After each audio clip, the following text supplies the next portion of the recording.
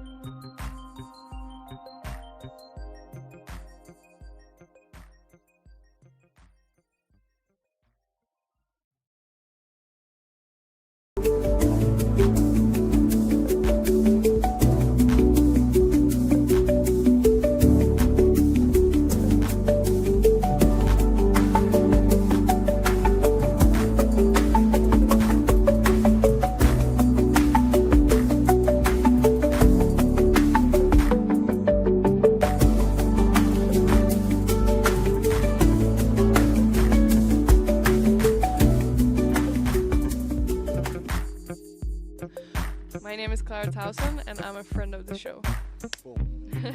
I am Francisca George, and I'm a friend of the show. Perfect. Hi, my name is Susan Leemans, and I'm a friend of the show. My name is Zainab Samas, and I'm a friend of the show. Boom. Hey guys, my name is Sasha Vickery, and I'm a friend of the show. Boom. Hi, my name is Lloyd Harris, and I'm a friend of the show. Perfect. Hi, my name is Jan Faria, and I'm a friend of the show. Boom. Yes, Take sir. one. Well done. Hi, my name is Jasmine Paolini and I'm a friend of the show. Wow, Jasmine. You got it in one time. Ready? Play.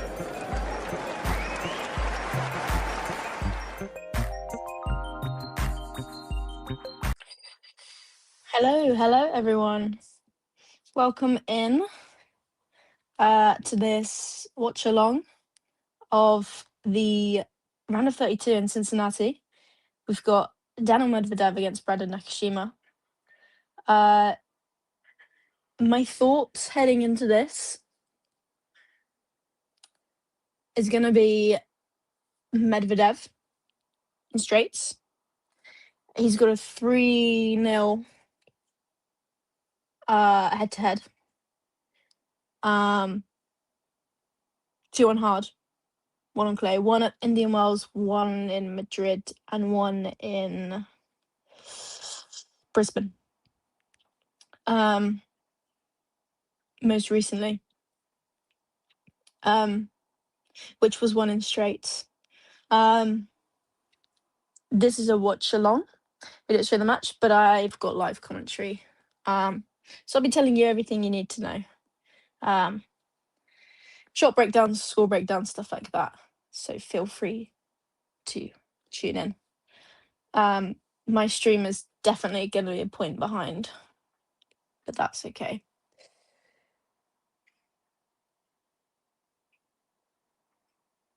Great aggressive determination from Nakashima off the bat. Nice inside out forehand down the line. It's been a while since I've done a watch along. I haven't done one since Wimbledon, so it's been a sec. But glad to be back. I love the hard court swing too. I think it's my favorite period between Wimbledon and the US Open. It's just a nice kind of after the chaos of clay and grass season, which is always something. 30-15 now. Big serve out wide. Medvedev can't quite get the backhand, the setup in time. And it gets a racket on it, but doesn't quite convert over the net.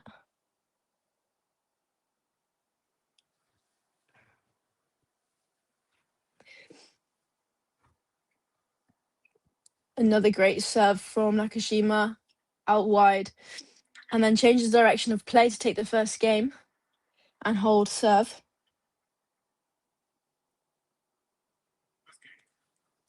A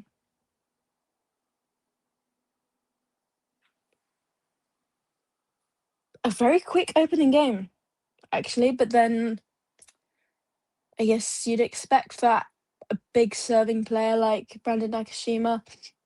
I'm sure Medvedev's gonna come back and do the same thing. I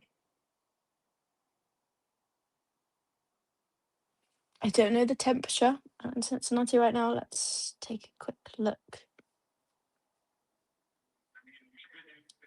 Medvedev always looks like he struggles in the heat. Not to the point where he'd lose, but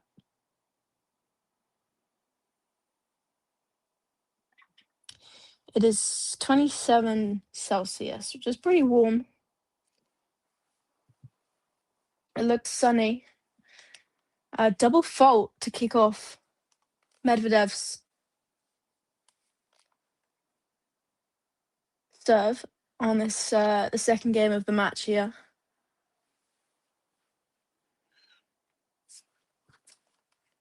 As he'll look to play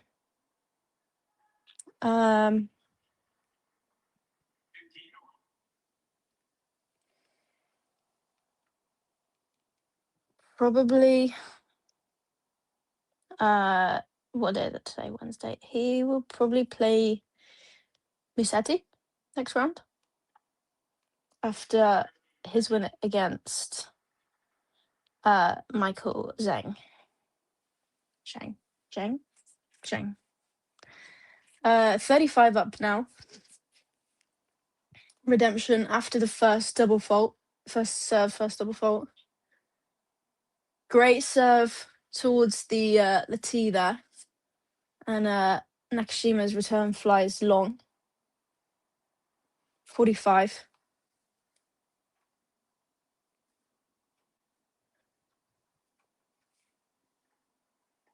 Big serve out wide. Great return by Brandon Nakashima.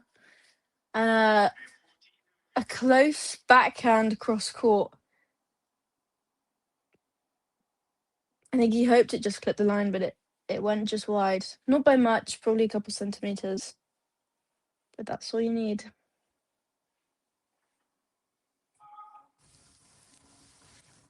First serve. Clips the top of the net. Goes long. Second serve towards the tee. Good return by Nakashima. And a cross-court backhand rally now from the ad side. And Nakashima goes long to make it 1-1. And hopes to have the same kind of serve game that he did at the start of the match.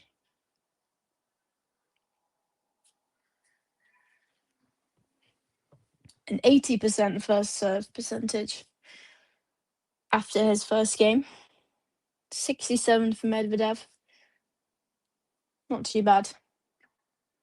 First serve goes wide as he looks to go for the tee, which I think probably would have been an ace. Medvedev's standing really wide. Kick to the backhand.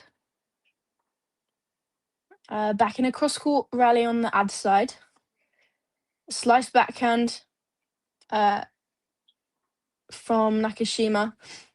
Changes direction, goes down the line. We've got a nice cross-court forehand there from Medvedev. Still going on in the rally, about mid-court. This ball's not travelling too deep.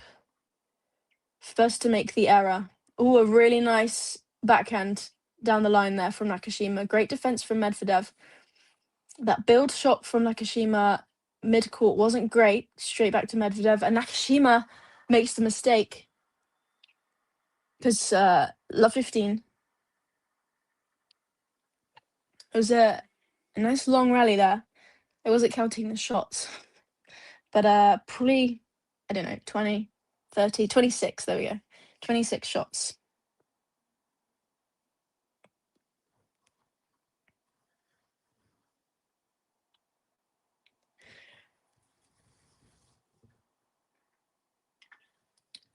Serve to the body, approaches to the net, and puts the pressure on. Medvedev hits his passing shot into the tram lines. 5-all.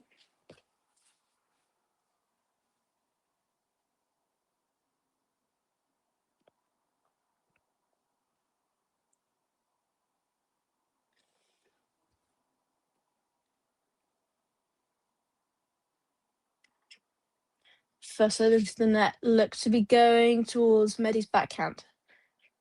Again towards the tee. Serve out wide, second serve. Change of direction on the third shot there, goes down the line. Back into a comfortable rally with each other. Backhand to backhand. Medvedev pushes his long.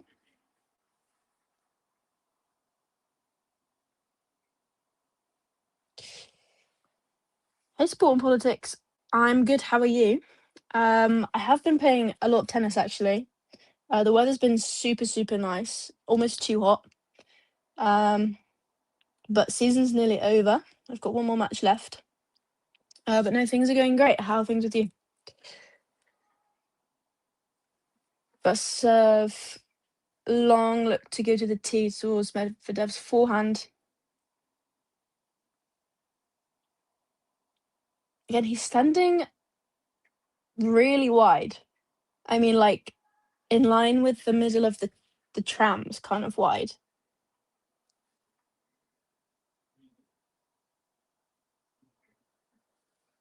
Just an observation.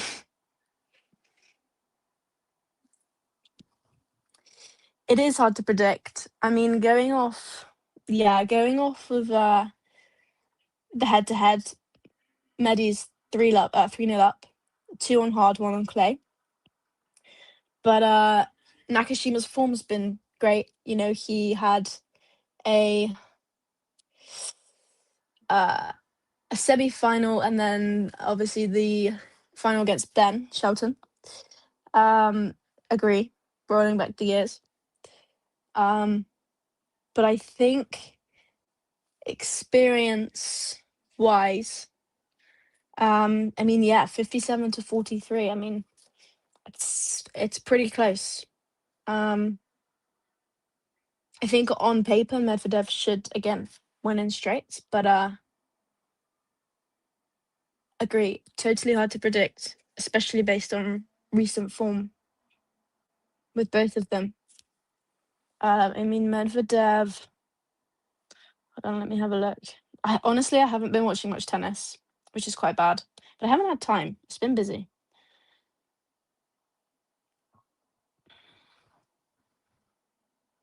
I mean, he went out at the National Bank Open, and he hasn't played. He's only played 1 tournament since Wimbledon, where he went out in the 3rd round. So,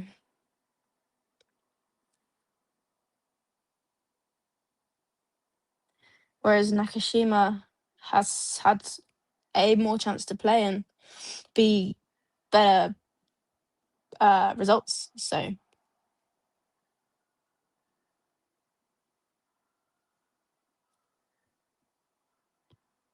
although to be fair, he's only played 2 tournaments since Wimbledon, whereas Medvedev's only played 1. But then he had a semi-final run at the City Open, and then in Canada made the final.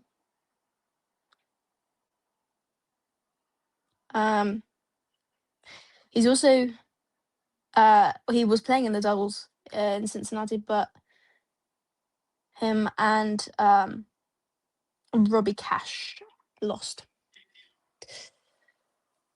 Nakashima going into this game 2-1 up. I think Nakashima winning first. He is more consistent than Medi. Yeah, agree. Fact. But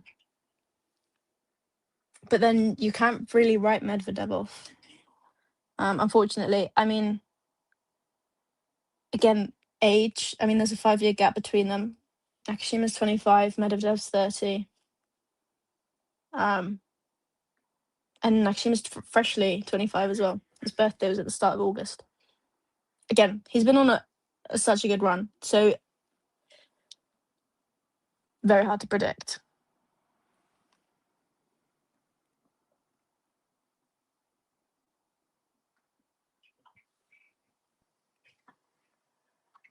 Medvedev approaching the net, putting the pressure on Nakashima, who makes an unforced error with the ball into the net.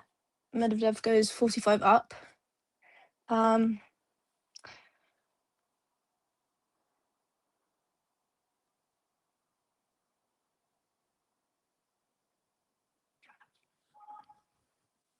First serve long, look to go to the tee.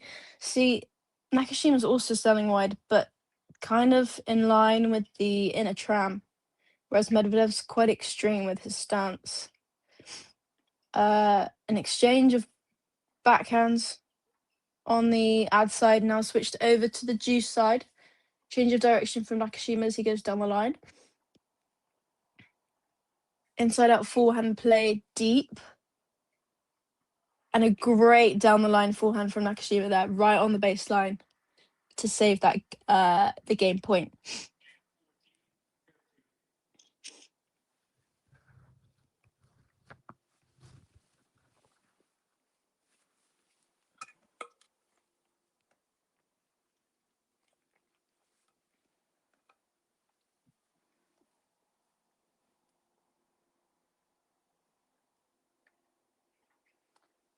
Serve towards the tee, return goes out, and 2-2 as Medvedev holds serve.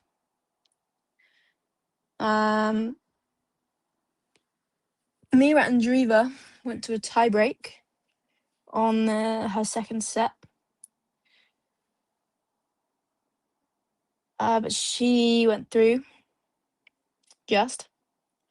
Coco Gauff's just kicked off against Anli. Svitolina has seemingly withdrawn.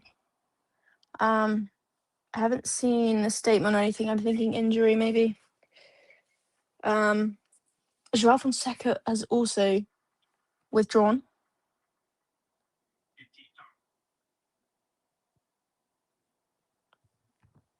Right, I'm not making that up. No, he has withdrawn. Hey, Super Dave, love that name. It's going well, thank you. How's it going with you? My racket is a Babolat Drive. I'm a Babolat girl through and through. I have used the Aero for many, many years. And then only kind of like 3-4 years ago, I switched to the Drive and love it. I love the new one that's just come out, the kind of like oil slick version. And I have no idea what strings I'm using. I give it to my coach and just leave it with her and let her do what she wants to it. They're black, that's all I can tell you. Have we got any more Babolat users? Because Babolat's the GOAT. I'm seeing loads of Wilson rackets currently. Like everybody is getting the new blade. They're super nice rackets. So just Babolat's better. Although Yonex is super popular too right now, where I am anyway. Anyway, Nakashima, 30 love up on his serve. Great exchange of balls here. Not that one. Nakashima looked to go down the line and flew out. I say flew. It was more like a just out kind of situation.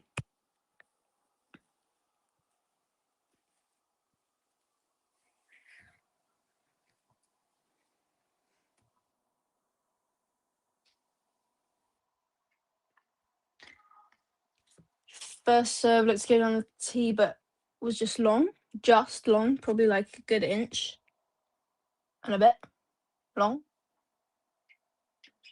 Babolat pure strike. What's the strike like? I've never hit with the strike. I've heard good things. Yeah, head speed, classic. I mean, most of the people at my club use head. My doubles partner uses Yonex, but used to use Babolat Aero. Yeah, I do. I want to get to know my strings better. I think I have a higher tension. Yonex E-Zone. Yes, I have never hit with Yonex. I think I'd find it a bit odd. But they look like great rackets. If Babolat didn't exist, I think I'd use Yonex. As for the strings, I have no idea what that means, but good for you. Yeah, there we go. Elina Svitolina withdraws due to injury. She saved 7 match points. I'm guessing we don't know what kind of injury. No. I mean, I'm sure it will come out.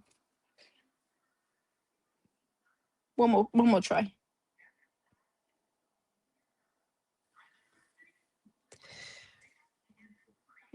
Oh, we've got a change in the poll.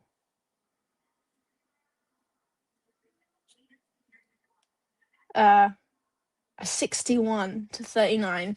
What was it before? Like 57 to 43.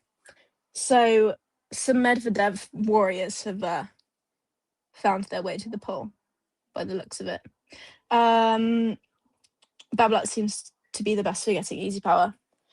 Yes. I also feel like you have to to get power, you have to put a lot through it anyway. Especially, I mean, I found that more on the Aero. because it's the bracket head, like the distribution's lighter. I use a 300. I want to go up to a 310 or maybe a 305. Because I want to hit harder. I mean, I hit pretty hard anyway, but I use a lot of topspin as well. So I think Nakashima wins this match due to his new country recent form. I think Medi loses for similar. Yeah. That's pretty much the opinion of the chat, I think.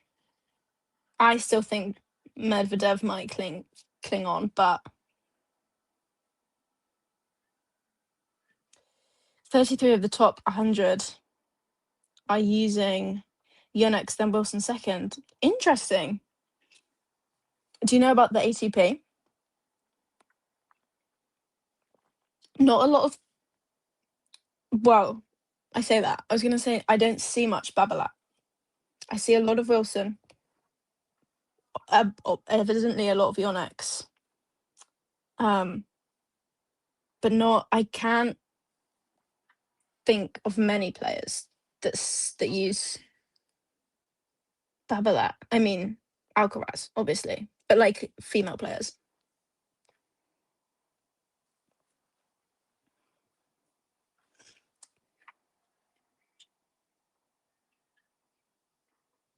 Yeah. Great overhead there from Nakashima. Made it look so easy. How was everyone's overheads? Mine aren't great at the moment. A lot going in the net. I think maybe that's the Babolat. We've got 5 winners for Nakashima to 1 in for Medvedev in the first set. Great play there from Nakashima, hitting a deep spinny towards Medvedev's backhand. Goes love 40 down on the serve as Nakashima looks to break. This is a key point here because he could go 2 games clear.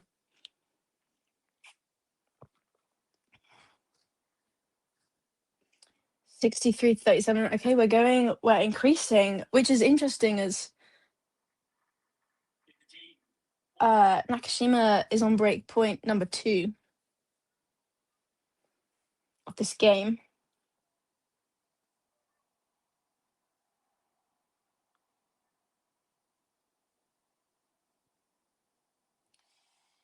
Apparently ATP players have generally moved towards lighter rackets, as in gone from like 310 to 300. Because I mean 270 is too light for tour, surely. I wonder if it's the same as well. If you're in the net on serves or overheads, keep your hand off. What? Keep your offhand up for longer before the hit. Yes. I just think that I can hit an absolute bomb, and I don't. Daniil, come on. I'm guessing, Nasir, you voted for Medi in the poll. Although 2 break points saved, so clutch. Oh, there we go. I spoke too soon. Nakashima breaks, and it's his serve to go 5-2 up, which for me, that transition from 4 to 5 is the key game, because then you're 1 away from the set, obviously. I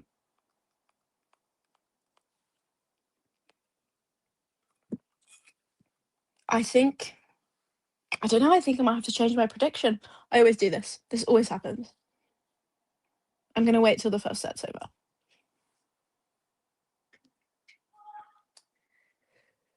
First serve went wide.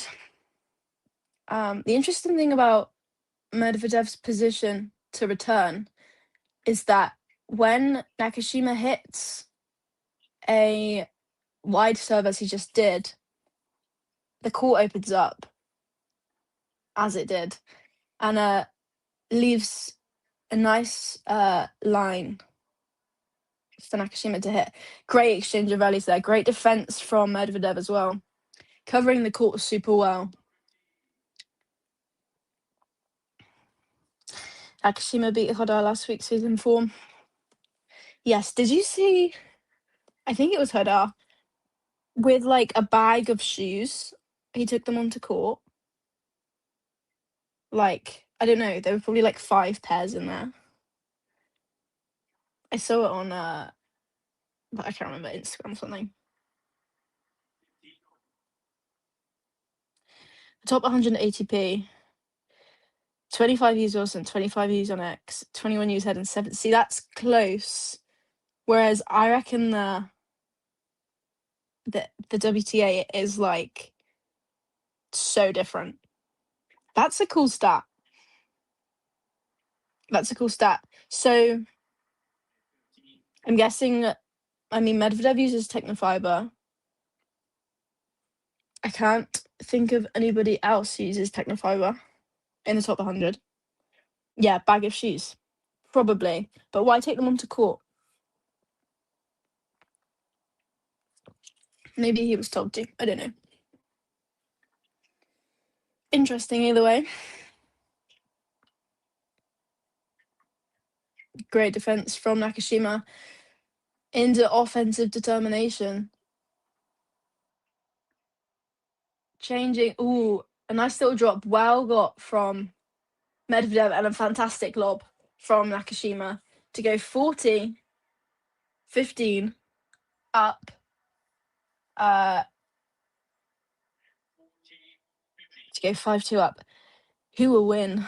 Well, I did say Medvedev, but this is the scoreline at the moment. I think... I don't know. Who do you think will win KH Physics? And that's game.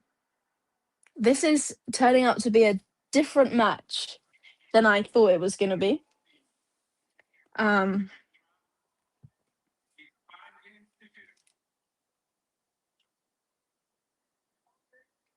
think that serve broke the electric board. There's like a patch of the backboard where they like display all the graphics that isn't just black. It's just not working. Medvedev is struggling. But he's not, he's not playing badly.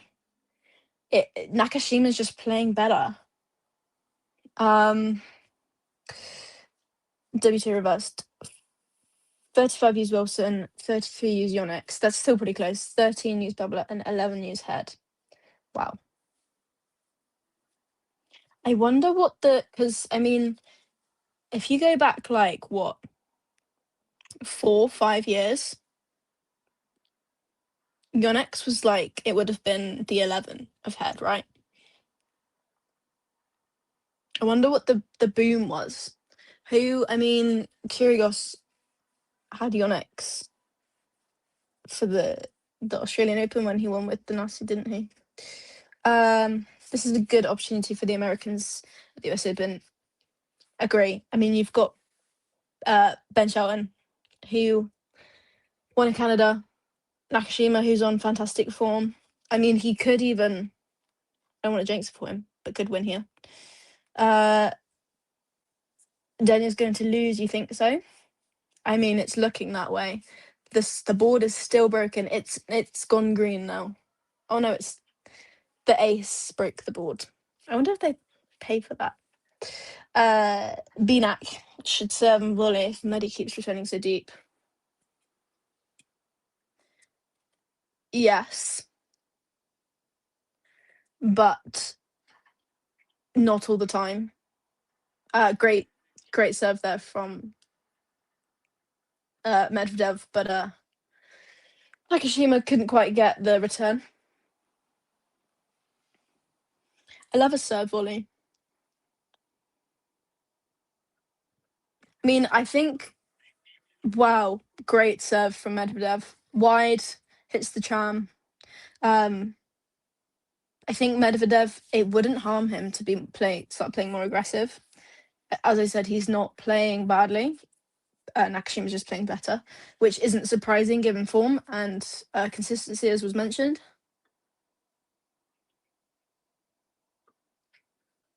And that's exactly what he's doing. But now he's gone back defensive and hits his forehand long. but he's really changing the direction of play, which needs to be done to tire Nakashima out.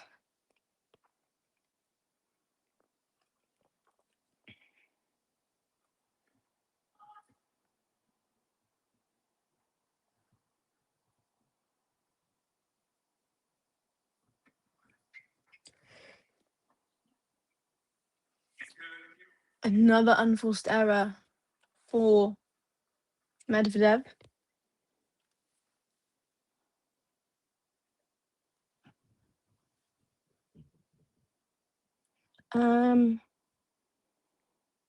I can never see unforced error counts anywhere, but I'd like to. It probably will appear at the end of the set, actually.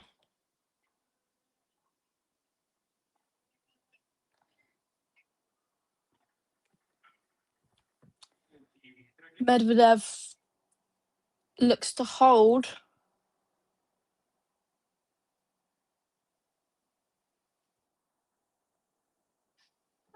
Match stats. Oh, here we go. Oh, the ATP has unforced errors. The WTA doesn't. We've got 12 unforced errors for Medvedev to 7 now for Nakashima. 7 winners for Nakashima to 3 for Medi. And a 60-40 split for points won. Taylor's going to lose me money. You bet on this match. Fair play. Medi's defensive player at heart. It might be too late to change. Brandon grew up idling Sampras, so let's see the Sampras 7 volley. You know what? You've just summed up the match. I have nothing to say. No. I don't think it is too late to change. I think he needs to change something. Nakashima's about to break for the set, by the way, with an ad. Great serve there from Medvedev to go back to juice down the tee. I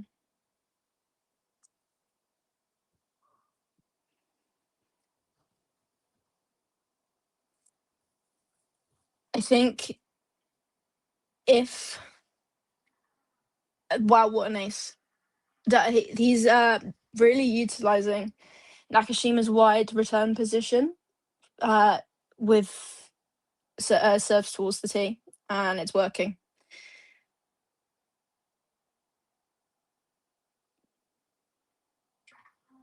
Great serve.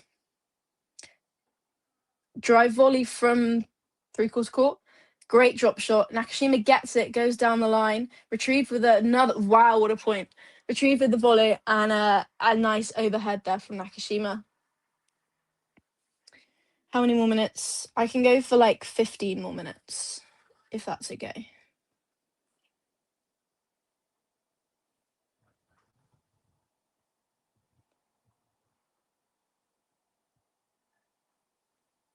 Cool. Yeah, till quarter 2 is good for me.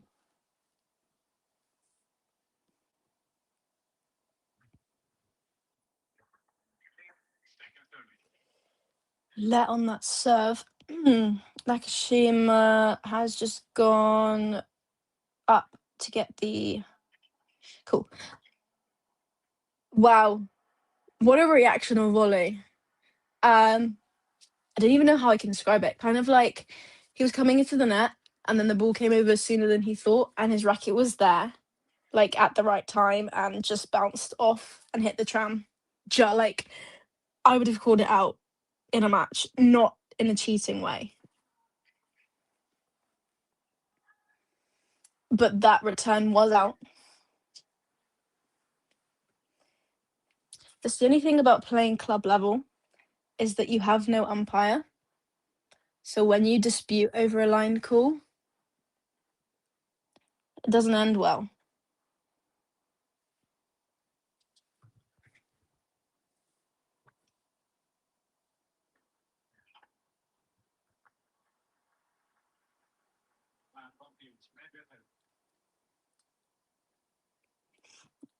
Medi with the advantage. Again, he's playing more aggressively now.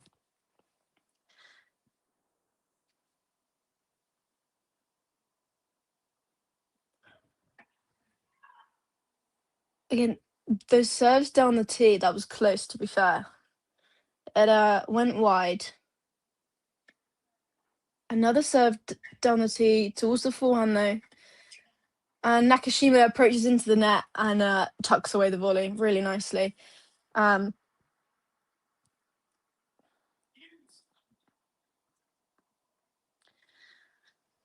think you're right. I think the serve and volley is going to really benefit. I mean, the volleying's benefiting now, so there's no reason why the serve volley, shouldn't. Especially with Nakashima's serve right now.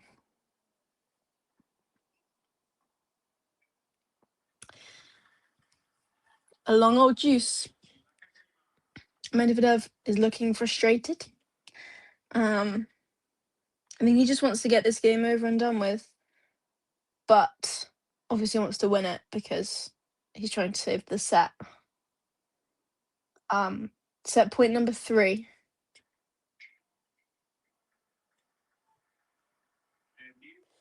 The best way to call lines of tennis is yes. Well, it is, but then you have the people that cheat and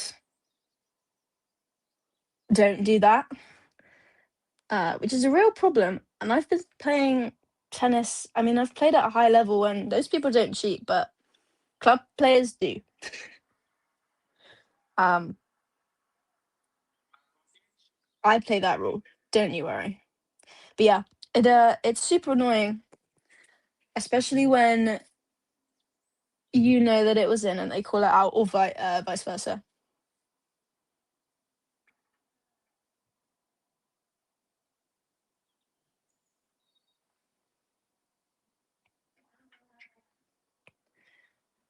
Double fault for Medvedev brings it back to juice.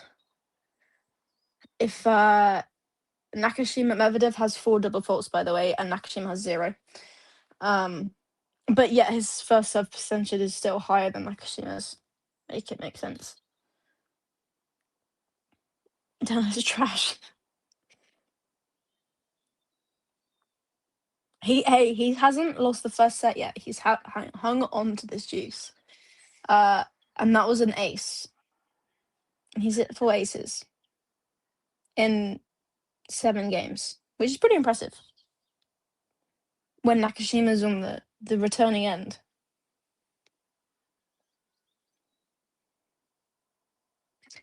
The best way to deal with cheaters is to not play with them again if they cheat. Yeah, that is the best way, but when you are playing them in like a match, like a league match, you kind of can't not play with them. But no, you're right. If you're kind of just like down hitting, then nobody's gonna play with them. I mean, the moral of that story is don't cheat, right? Medvedev held on to that game, by the way. 5-3, but Nakashima is serving for the set now. I think this might be a quick game. Not if he serves like that. That went miles out. Daniil, please step up. He did. He stepped up to that game. You called him trash and he won that game, so. Wow, what a shot. Cross-court forehand there from Medi, and he goes love 15 up.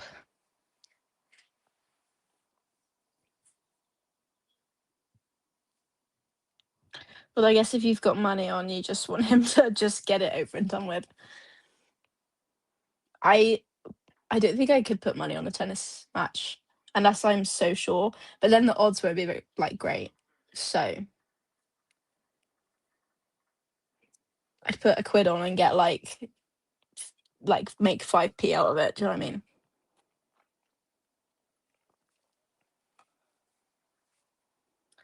"39 minutes played so far." I do think there are a few nerves. But I also think that Medvedev stepped up a little bit and has kind of, yeah, as I said, played more aggressively, and Nakashima started to make mistakes. However, that wasn't a mistake, and that was a beautiful backhand down the line. Probably like this far away from the tram. Yeah, I mean, perfect shot. If somebody tells you to hit a backhand down the line, that's what you want it to look like. Backhand quality in the last 4 games for Nakashima's been a 9.5. Medvedev's been a 6.2. I do think you're right about the nerves, because the quality of rallying from the both of them actually has dropped because they're hitting it shorter. It's kind of going in the service box, like around the service line, rather than it was going about 3/4 before. Probably because they want more margin of error. And like the slight deceleration in the follow through. The hardest shot to learn, probably kick serve. I mean, I've been playing since I was 6, that's 14 years. And I think the serve in general is the hardest. The slice came quite naturally, but the toss on the serve, 100%. Like 75% of the time, the issue with the serve is always in the toss and not what you're doing with the racket. Which is the most frustrating thing, I think. But yeah, probably the kick serve, I'd say. What about you? Fantastic serve from Nakashima there, out wide. Great return from Medvedev. And back into a comfortable rally here. Nakashima pushing the ball a little deeper, finding his confidence again. And Medvedev goes hard. And it doesn't pay off, and it hits the net. And another juice game.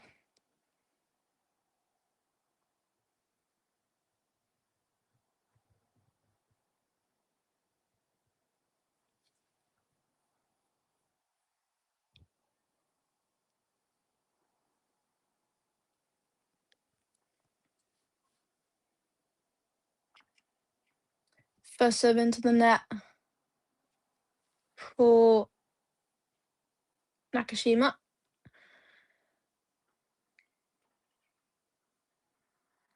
Second serve out wide. Medvedev takes it quite high. And brings it. He probably wanted to be aggressive with the return, but probably shouldn't have been. Kick serve is tough, but weaker shots. A forehand volley off strong shots and overheads. What do you find trickiest about the forehand off strong shots?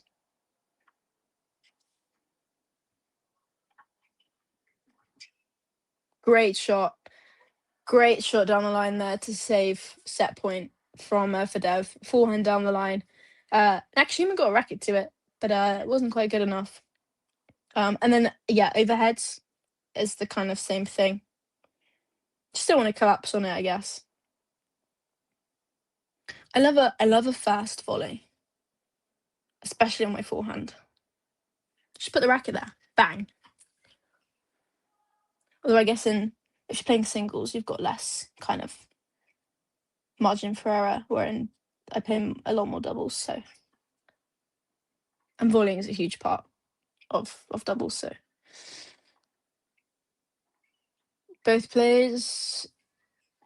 Actually, Medvedev's hitting deeper than Nakashima. Ooh. Pushes the slice too long.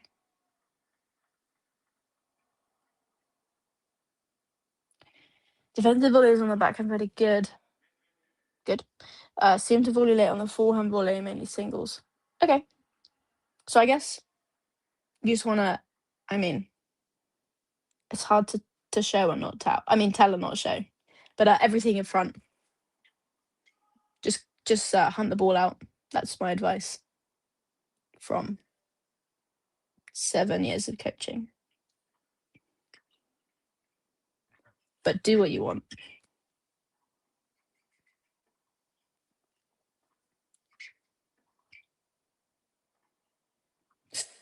Ooh, that was close. Great rally here from both players. Medvedev saves another set point and takes the game. Nasir, Daniil has stepped up like you've asked him to.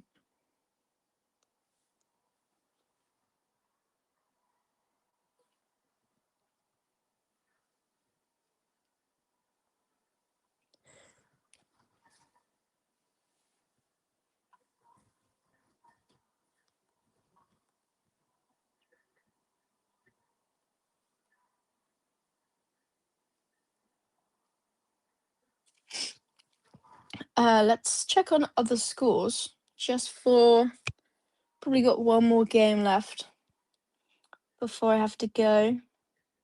Sad. We've got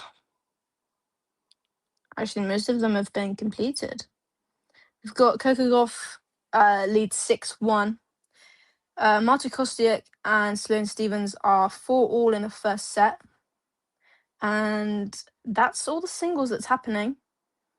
Joe Salisbury and Rajiv Ram beat Johnny Cash and Lloyd Glasspool in 3 sets.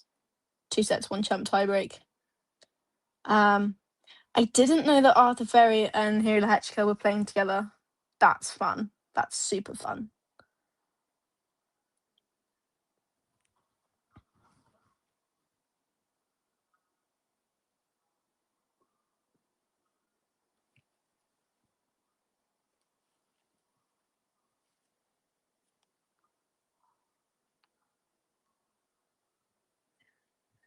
A change of tops here for Medvedev. He was literally dripping with sweat.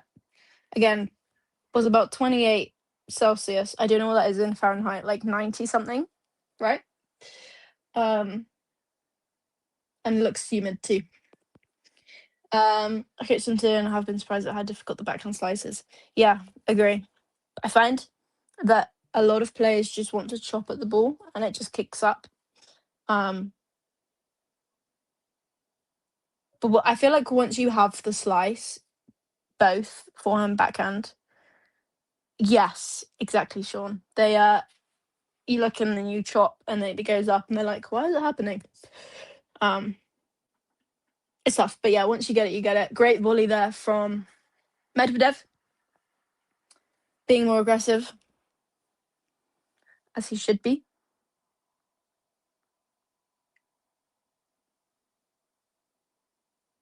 The racket should be quite square on the board contact. Yeah.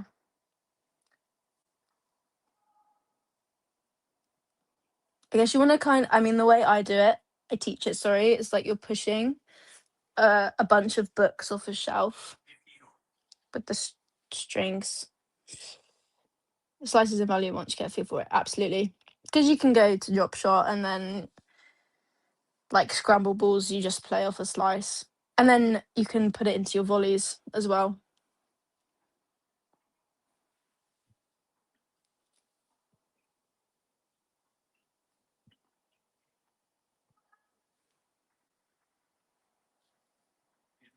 Although I think every shot's invaluable once you get a feel for it. I think it could be a 5-all here. I think going with my gut was a smart choice.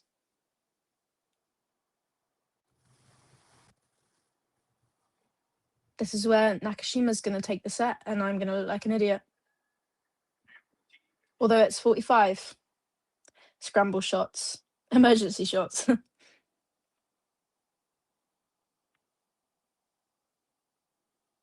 Shots where you can't get 2 hands on the racket.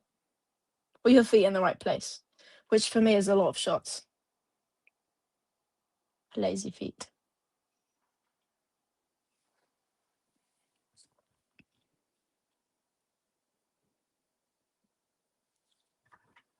Oh, a double fault on game point there.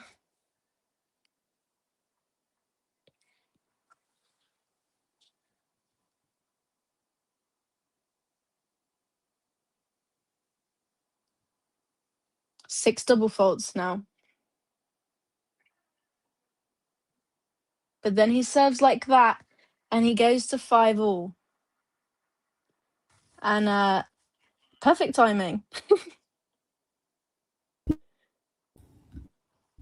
Hey, Rachel, thank you very much. Fascinating chat, both in the chat, but also hearing your thoughts, especially on the cheating at the club level. Very amusing.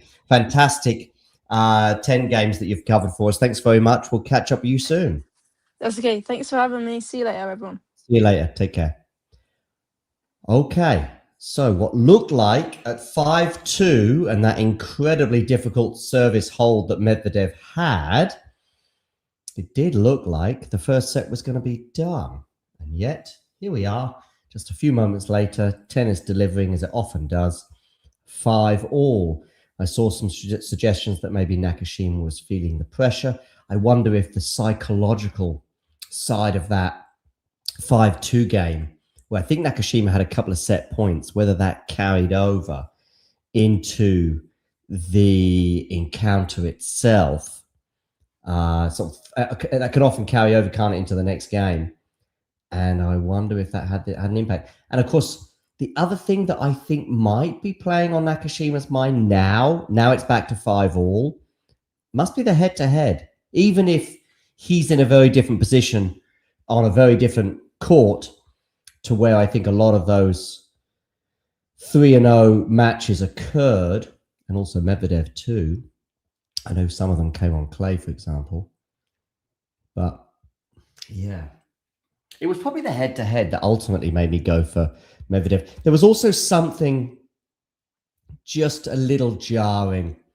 Oh, dearie me, that's a horrible smash from Nakashima. Jarring is maybe too strong a word, but just a little bit of a, what's it called, a reality check maybe for Nakashima in the Canada final of maybe where he's at in terms of comparisons with the absolute elite of the game. But also, of course, there should be, rightfully so, some optimism, a lot of optimism, I think, about US men's tennis and the options going into this slam. But you know, there was a French Open, arguably, for a lot of different players. And that's a nice serve volley from Nakashima. Of course, that's a tactic that has been so effective against Medvedev over the years because of Medi's deep position. Anyway, Nakashima holds. But yeah, I mean, there was a French Open out there for so many players to take. I think it was, bizarrely, I think it was a great chance for Casper Ruud. He just put himself in too many pickles in the end and made it too difficult for himself, Casper. So by the time he loses the first set to, he lost the first set, didn't he, against Fonseca. And he ends up losing the second set as well. It's just like a huge mountain to climb, given that he played Geneva, got to the semis, then he plays the French Open, and he has a 5-setter with Safiullin in the first round. He has a 5-setter with Tommy Paul in the third round. You can't afford to leak sets like that, especially against Roman Safiullin, who on clay is, yeah, you can't afford to be doing that before coming up against Zhao in the fourth round. But anyway, I've digressed a little bit regarding the American hopes because Nakashima's on the outside lane, let's say, although he is coming up fast, but it is still Taylor Fritz, Ben Shelton, Francis Tiafoe, Tommy Paul. They will be the first cabs off the rank. Maybe Shelton on a sort of plane of his own almost in terms of being a... Is Shelton the fourth favourite? Would that be about right? Feels about right. For the title, I mean. Hello, hello, hello. I think Rublev is in a worse spot because he's all round, right? Rublev can win tournaments and go far in tournaments on grass, hard, and clay. Grass, forget it for Casper. Hard, yeah, I think his CV is a little bit deceiving in terms of being in a US Open final. Don't get me wrong, he can have good runs on clay and maybe win the odd tournament, but then when it comes to the clay, Casper's there, isn't he, in the conversation? Unfortunately, he needs Messrs Sinner and Alcaraz to be out the way, and they were out the way at this year's French Open. That might never happen again in Casper's career. So, but is he the third best player in the world on clay in his moment over the last 10 years? Possibly.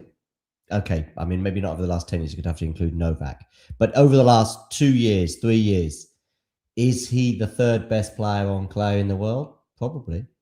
Has he got the third best CV on that surface? Probably. Medvedev here, 40-15.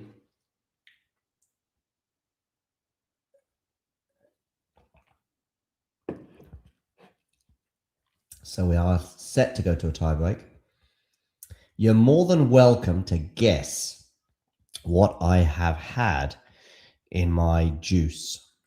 I have made myself a juice. I've been very thirsty.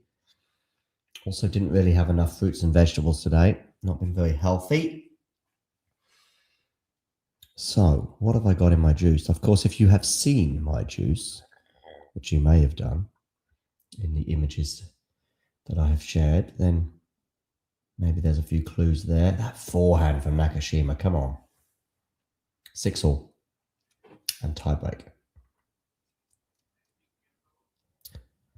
Are you saying favourites to win Cincinnati, Dave?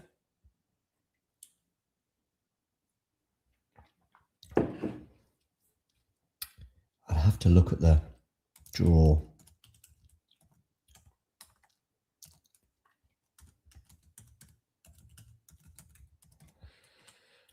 Let's have a look. Nice win from Musetti in straights today. Rublev losing in straights to Borges. Fritz winning in straights. Tommy Paul winning in 3.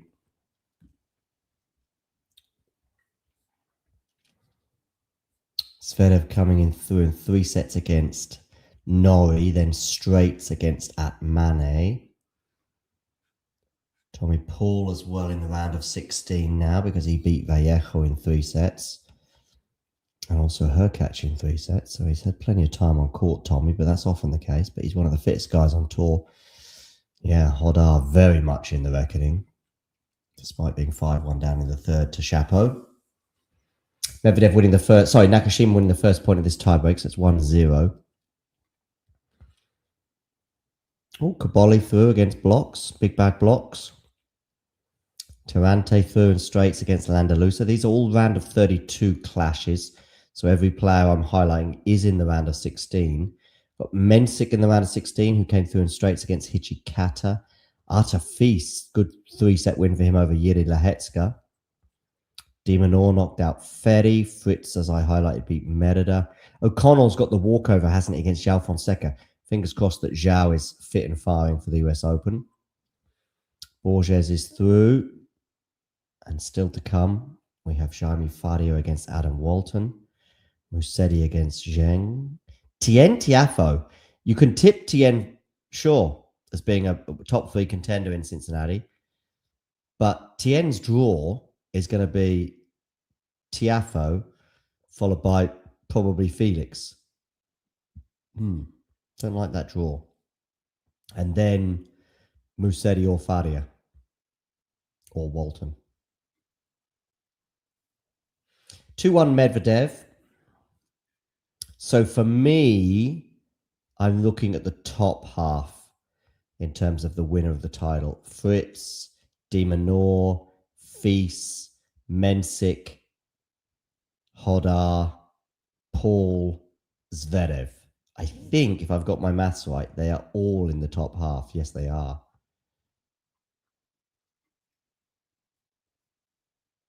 Or maybe, I know, Fritz is in the bottom half. Tell her I, Fritz is in the bottom half.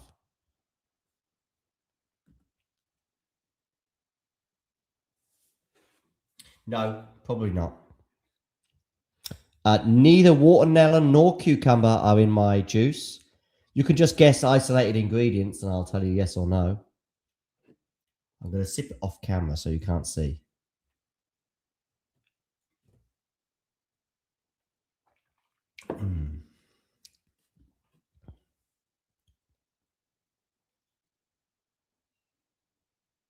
Forehand to forehand at the moment. Now it's backhand to backhand. It's a slice from Nakashima. It's a decent slice. That was also a tactic years ago, wasn't it, against Medvedev that used to be quite effective, but not there. 4-1 Medvedev. And the racket goes on the ground from Nakashima as he's frustrated with his level. You mean you're going to watch that match, Dave, or you just expect it to happen if the draw pans out?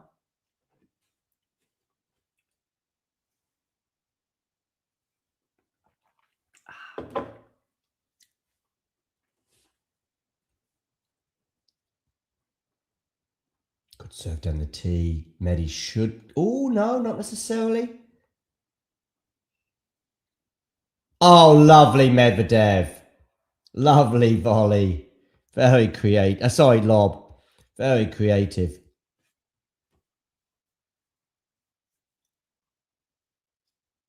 I mean, the Nakashima volley in terms of placement was super deep, which is obviously good, but needs to be closer to the tram lines.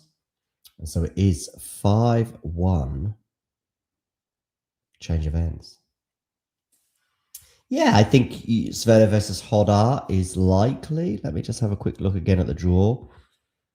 So Zverev beat Atmani. So Zverev is going to play Tommy Paul, right, in the round of 16.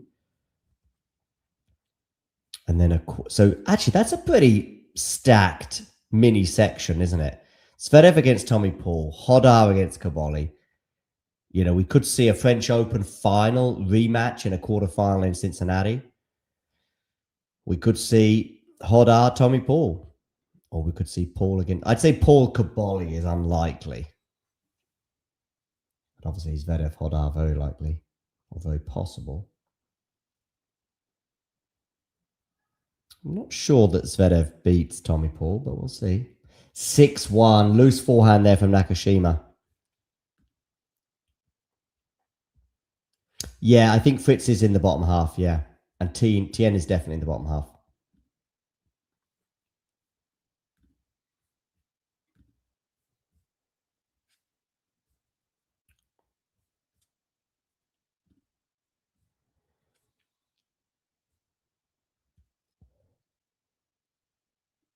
I still feel the top half is slightly stronger. Backhand into the net from Medvedev, 6-2. Just bounced quite low, making that backhand tricky.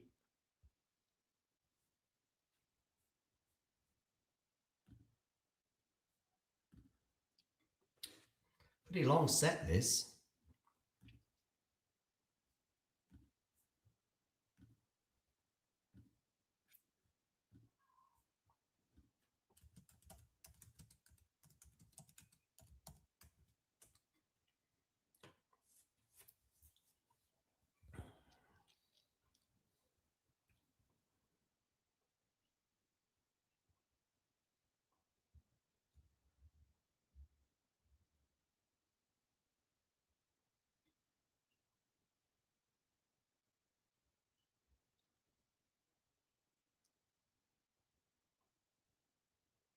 Ooh, nice backhand there from Nakashima into the backhand of Nakashima.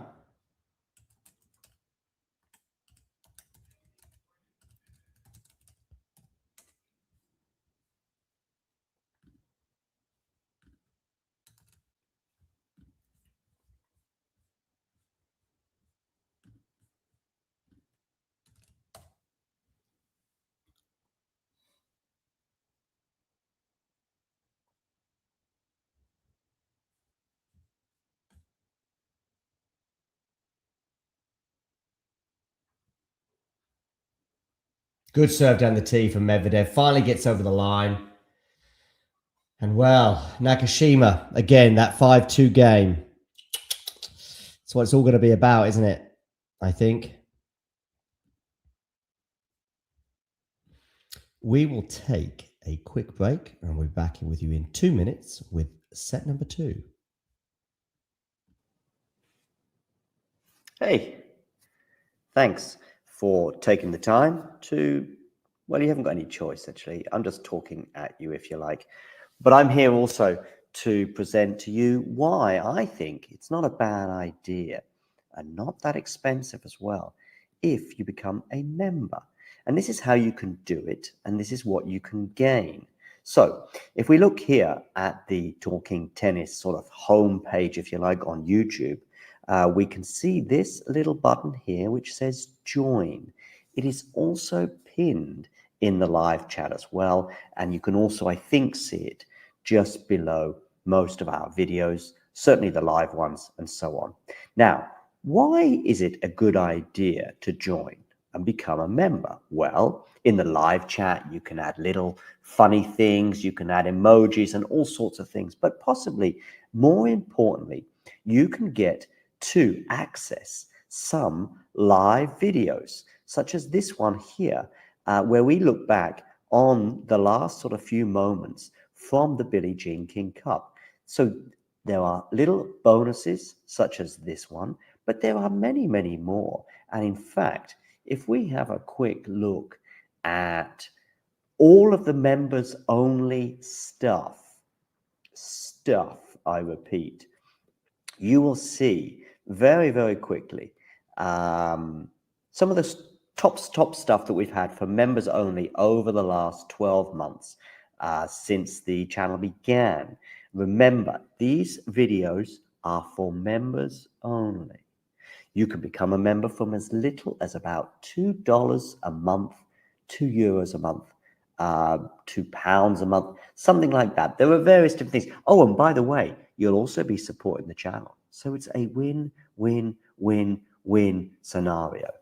Let me just show you some of the members only stuff. For example, we've got an exclusive little clip there talking to Laura Siegmund, Laura Tsurenko, her encore interview, some doubles footage there from Monastir, the Germany press conference pre-tournament Billie Jean King Cup, Claire Burrell talking as well to the media in her press conference in Monastir, Storm Hunter and Alicia Parks interview, Rebecca Masarova, her press conference, Coco Gauff exclusive for members only, albeit it was in Madrid, but these are just some of the things, some of the interviews and etc. Like Lestien here, a chat with him, Emma Navarro, and so on and so forth. So many little bonus videos available for just €2 a month. So what are you waiting for? Become a member. Or don't. It's okay.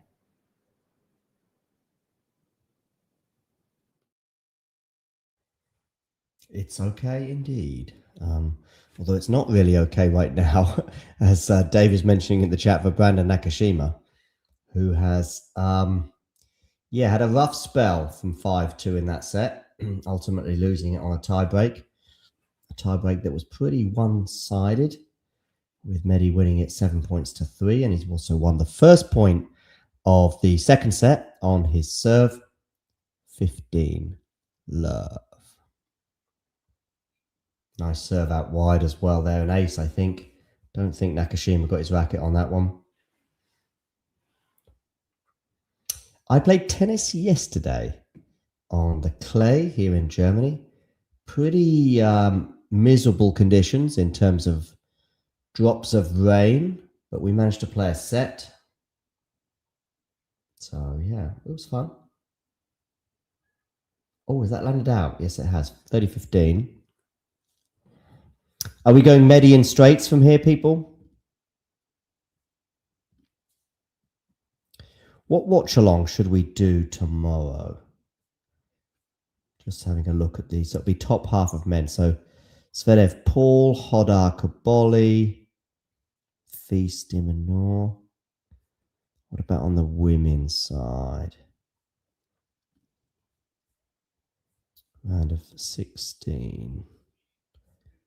We'll get this, so there'll be bottom half on the women's side. So, Noskova, Anisimova, and Schneider Rybakina. They're the ones that will probably stand out on the women's side tomorrow for me.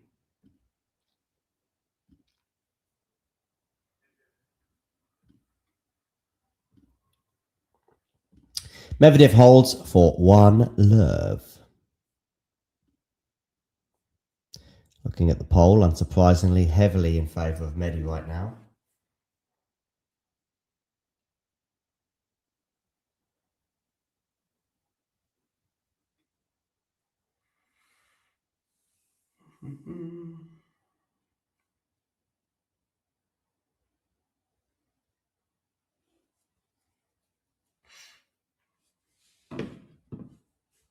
Look at some Medvedev shot placement on his backhand.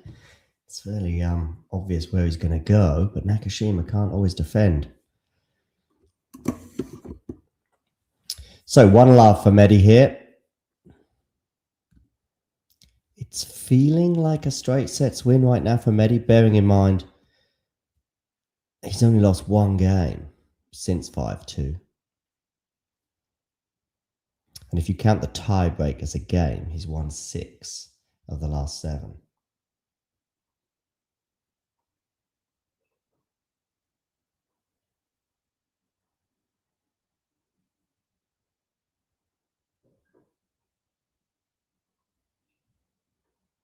Okay, decent rally this one.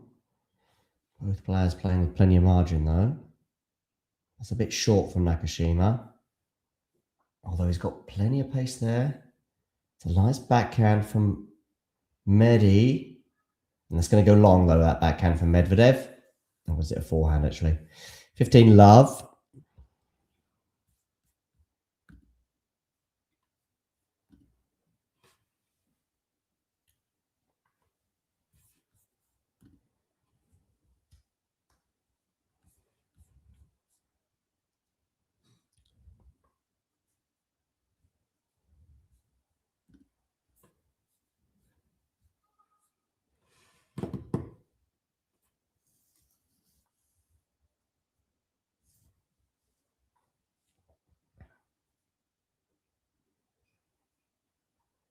Oh, nice volley there.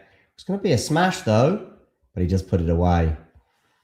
Medvedev did well to chase that volley down actually. 30 love.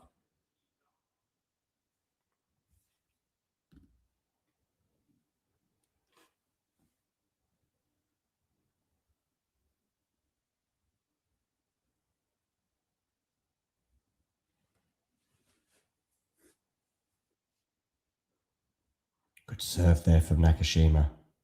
But we're at neutral now in this rally. Medvedev has a chance to attack on the forehand, but unsurprisingly doesn't take it. The rally continues on the backhand of both players. It's a slice there from Nakashima. A slice from Medvedev. He doesn't slice too often.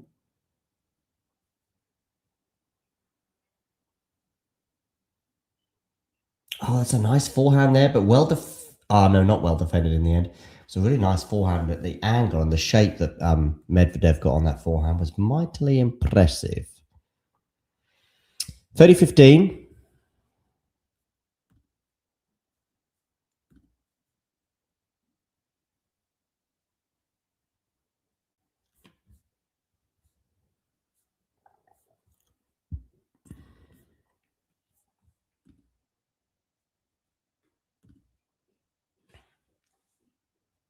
Forehand to forehand. Nope, that forehand breaks down.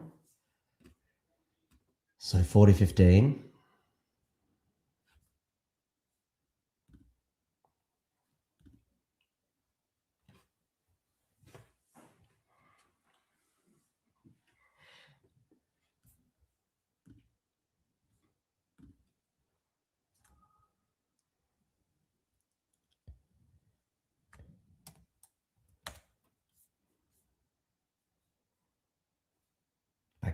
Forehand return side from Medi. And we're at 40-15 here. Fairly neutral, but some good depth there from... Oh, I'm seeing a spider. And it's creating a web and it's coming down from my ceiling. Some people are afraid of spiders, not me. I like them. Less flies, that's my theory. And he's now climbing back up. So maybe he's a bit scared, bless him. Or her.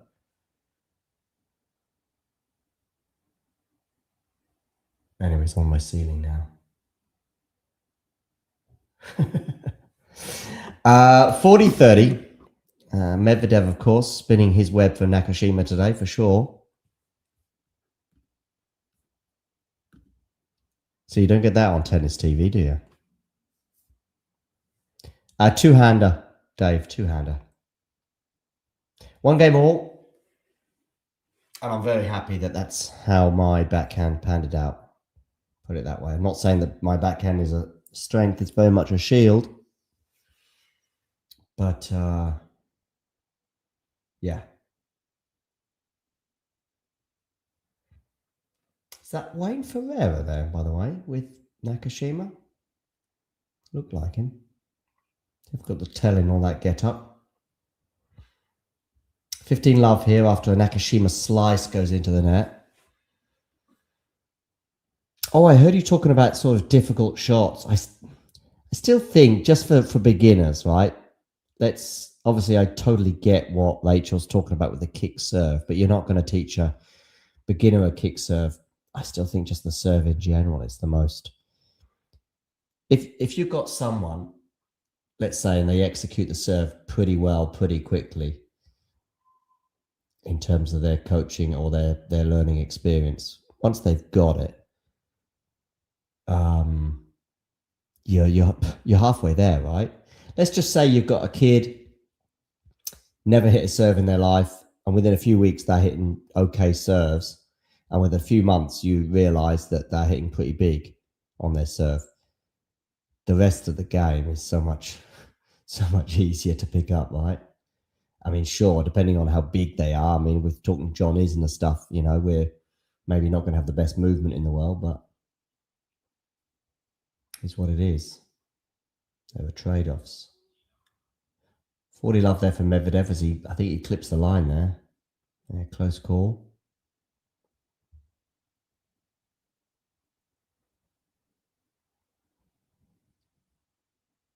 Forced errors, 23, Nakashima committing. Ace out wide. Medvedev holds for 2-1, and we will take a very short break. Ready. Play. And if you're wondering what this little thing is, well, let me tell you now, whether it be tea, coffee, or merely water, it tastes so much better from a talking tennis mug. And you know what? They can be yours if you wish to purchase one from our website. We've also got bags and stickers and hoodies and notebooks. Mira Andreeva. T-shirts as well, of course, coming in both black and white. And we've got a classic jumper for you as well, and many, many other things for you to purchase for excellent prices so you can look like some of the coolest people on the tour. If you enjoyed this video, make sure you hit that like button. Don't forget to subscribe and click that notification bell so you don't miss out on all things tennis.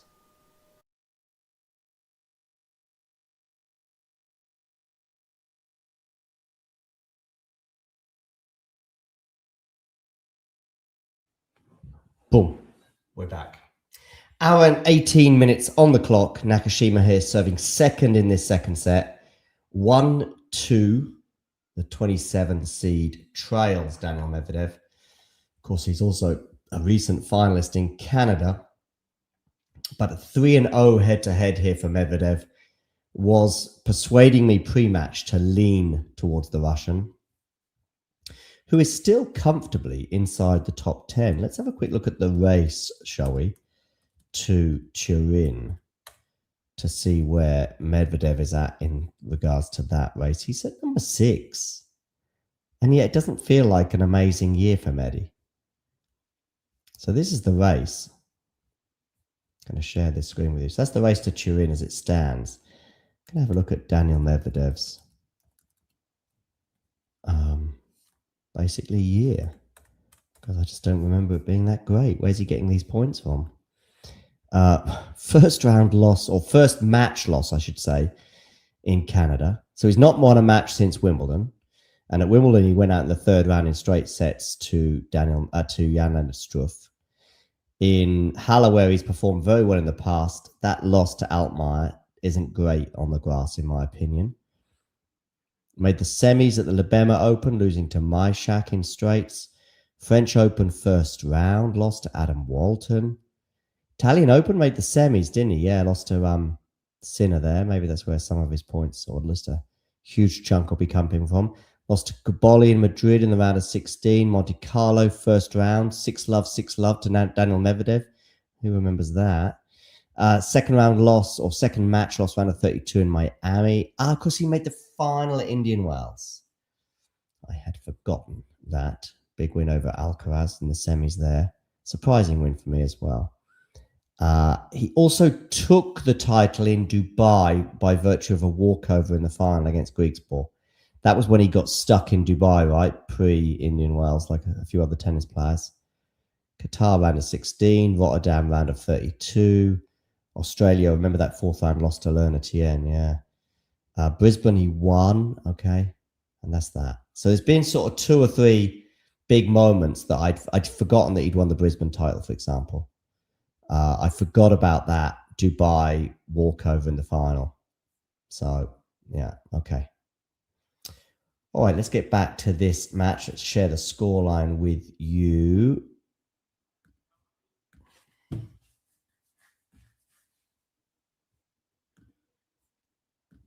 It's 30 all here on the Nakashima serve, so some pressure here for the American to deal with after a wonderful forehand winner there from Daniil Medvedev down the line.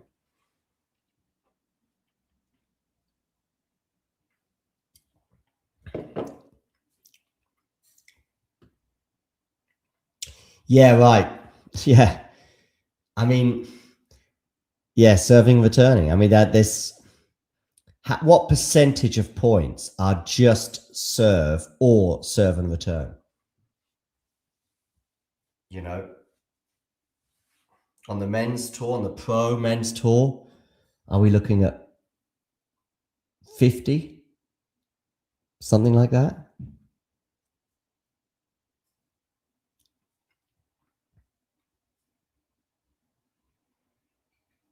And by the way, let's say, so we've just had a point there, which falls into that category where Nakashima holds. It's an unreturned serve. You know, so I'm going to say just serve and return. So that means aces, unreturned serves, return winners, and returns that basically win you the point. You know, so even if the server gets his racket on it, he's not doing much with it. You know, that's good. That's getting towards 50%, right?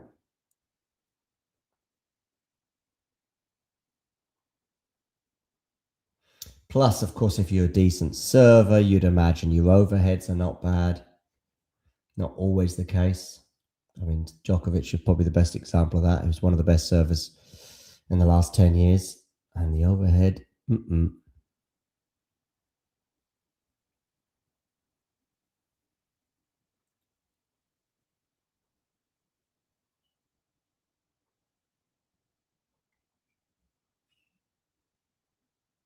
Oh, what a horrible forehand from Nakashima.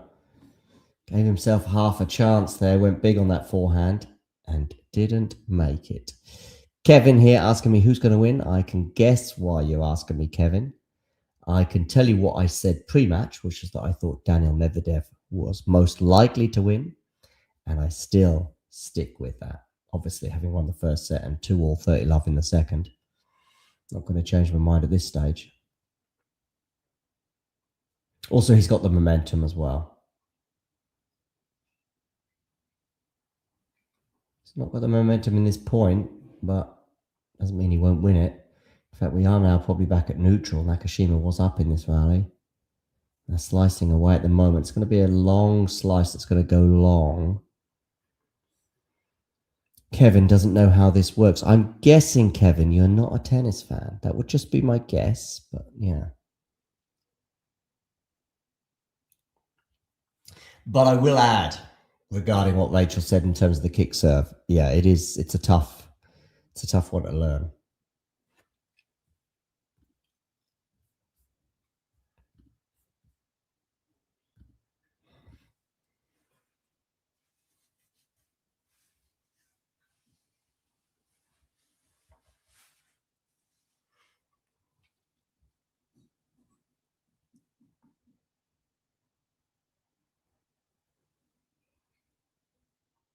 Oh, Medvedev put a backhand into the net there.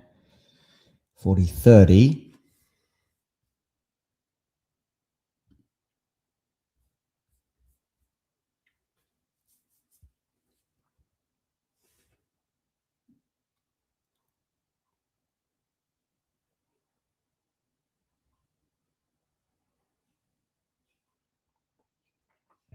Oh, what a forehand winner there from Daniil Medvedev. 3-2. Nice one. Mr. Medvedev.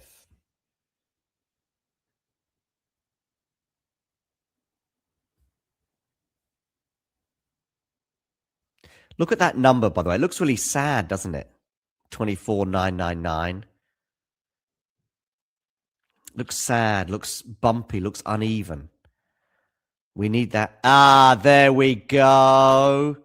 That's what it's all about. 25,000. Welcome to the party.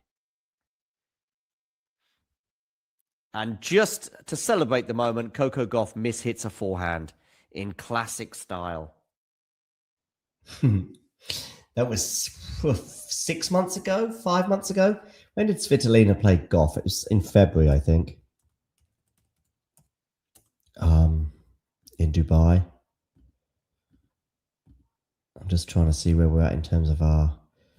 Yeah, 21st of February. So March, April, May, June, July, August. Okay, 6 months ago. So in 6 months, we've added more or less 12,000 because we are now, in terms of subscribers, we are now on just short of 37,000. 36,855. Now, if you want to be cool and be like 36,855 others, you can hit subscribe right now and you will see this number tick over in real time. This is a live count. So if you're watching right now and you haven't subscribed, that number will tick over to 856.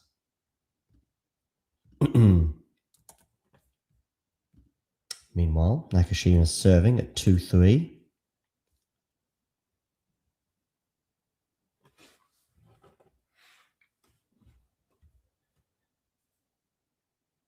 Still feels like the momentum with Medvedev serving first in this set, and obviously being down 5-2. I think he had to save a couple of set points, didn't he, in that first set as well?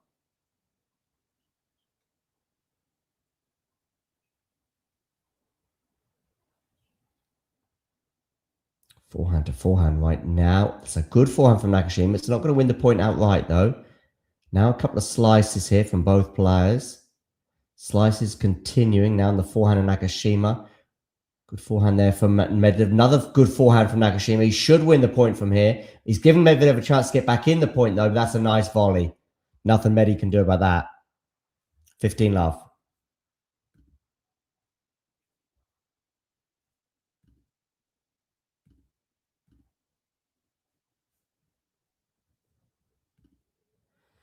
So, yeah, I was talking about the race, wasn't I? I mean, Sinner's obviously in Turin. Zverev is obviously in Turin. Carlos doesn't need to hit many more balls as long as he's fit, is in Turin. And then Kaboli and Shelton should be there with more than 3,000. A few hundred more points should just about guarantee it. Hodar in 7th place in the race to Turin. Taylor Fritz is not there at the moment. Felix is not there at the moment. These are players that have appeared a few times before. Nakashima here, 30 love, an hour and a half on the clock.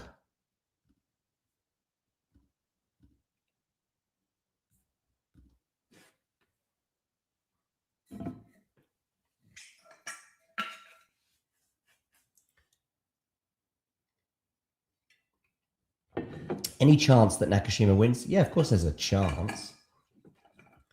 I don't think it's going to happen, but of course there's a chance. What a return from Medvedev. Not known for his returns, but that was meaty from the number 4 seed. He must love it this time of year, right? Knowing that there's no natural surface tennis until April of next year. He must be like, yeah, thank goodness for that.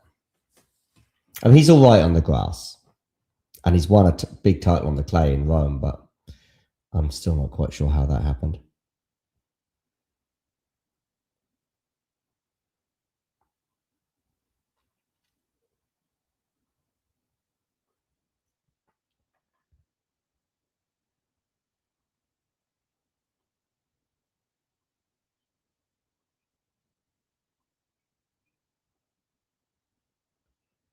Forehand here from Nakashima. It's got good depth on it.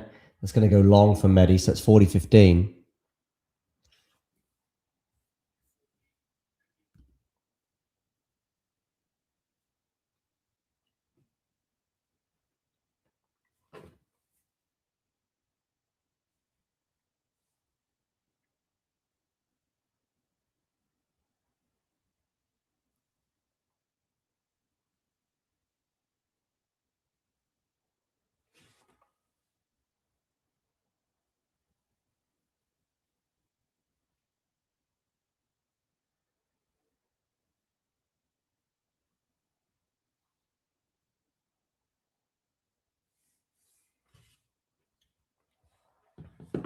Game Nakashima, 3-all.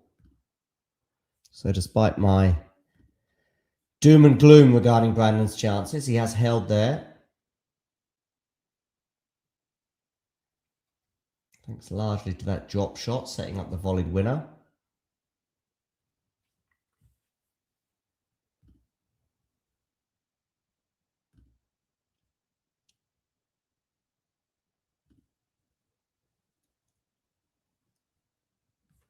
See, Medvedev got 67% of the votes in our poll. Still a chance to vote, although really right now, I'd be surprised if anyone's going to vote. I see this, I think 1% just increased there for Nakashima. Maybe after holding in that previous service game. One break here, of course, would change everything. But this game has not started, ideally, if that's your objective, Brandon, because it's 15 love.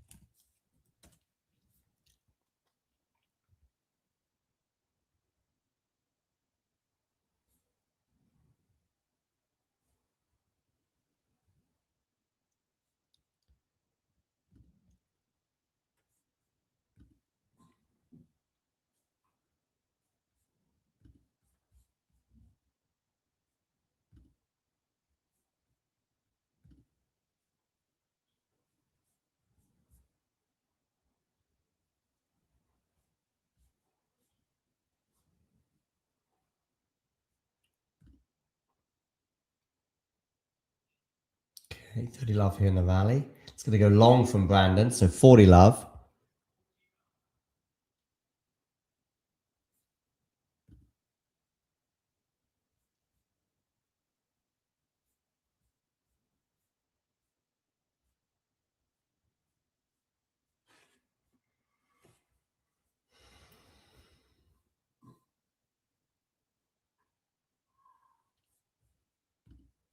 Second serve here for Brandon to look at.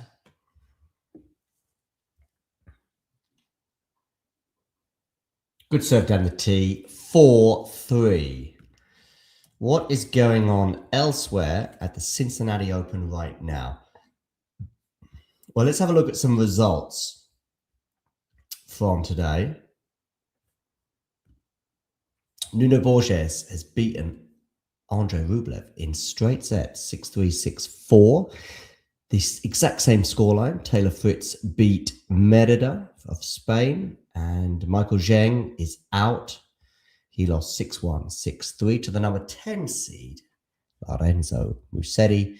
Still to come on the men's side, we have Lerner Tien against Francis Tiafoe and Jaime Solundolo against Felix Auger-Aliassime. Those matches still to come in the next few hours. As for the women's side, so far today, we've had a walkover. Yeah, Svitolina has withdrawn from the tournament. We don't know the exact reasons why, but it does cast some doubt on her participation at the upcoming US Open. Maybe it was just a precautionary move. Time will tell.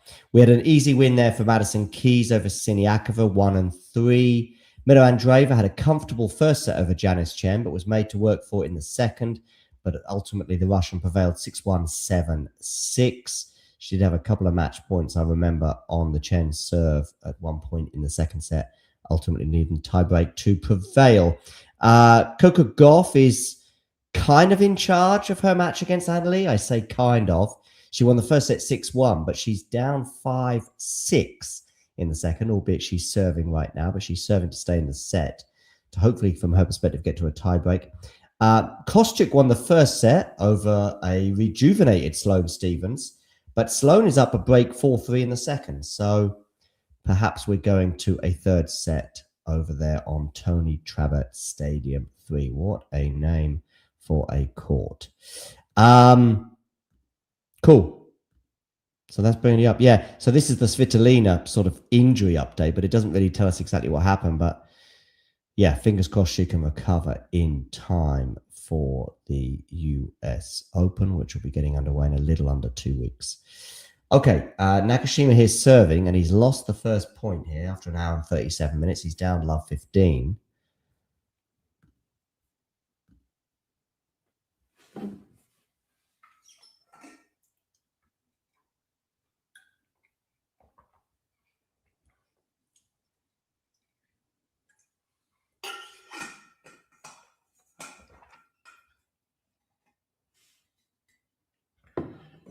Big point, this one. Oh, Medi should be winning that.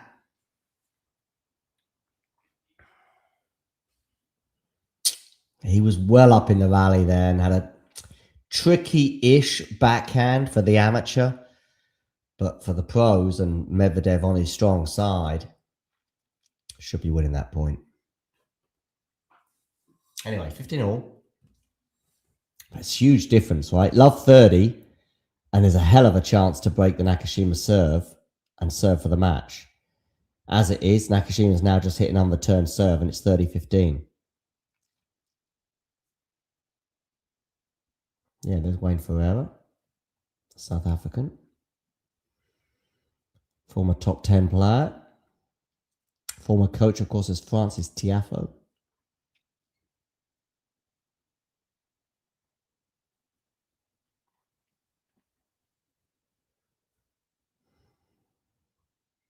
Okay, backhand return. Forehand here from Nakashima.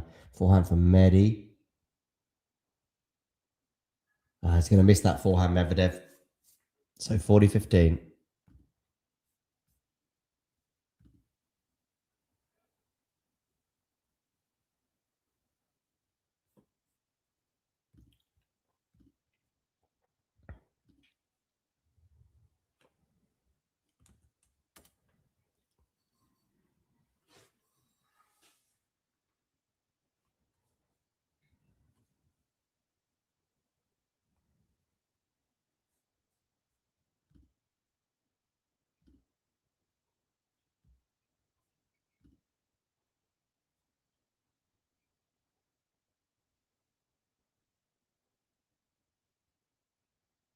Forehand there for Nakashima goes into the net on the back foot there for large parts of that rally. 40-30.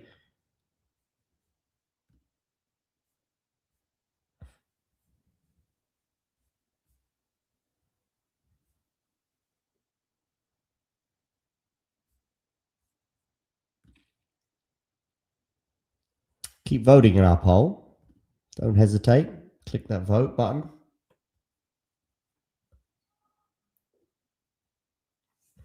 Second serve here. I still can't believe. I mean, maybe I'm exaggerating, but that love 15 point.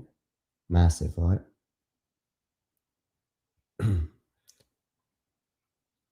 Comes in for the serve volley there, Nakashima, and puts it away. Lovely. Sublime. For all.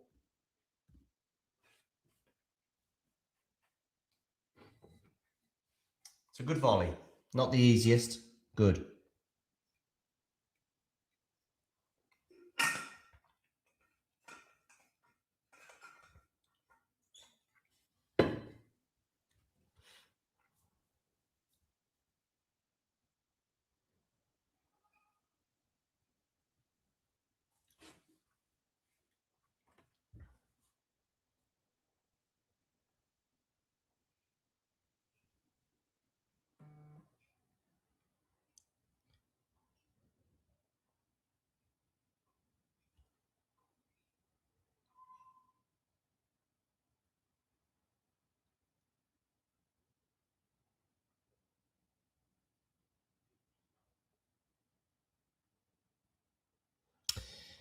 Fifteen love here for Medi. Medi Bear.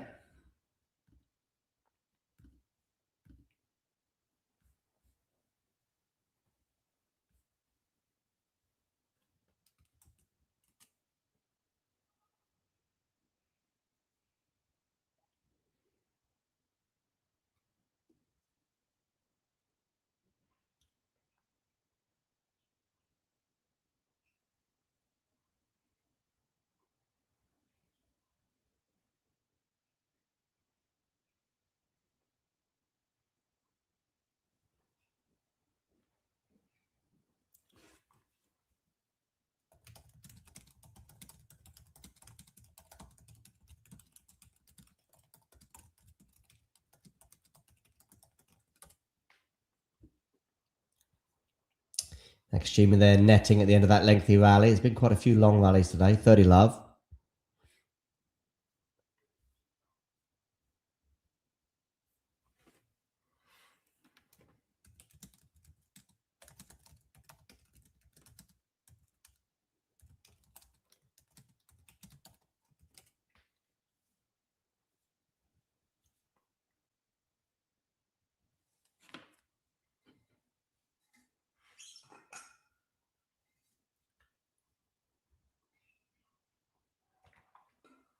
Lovely passing shot there from Medi. Love 40 love.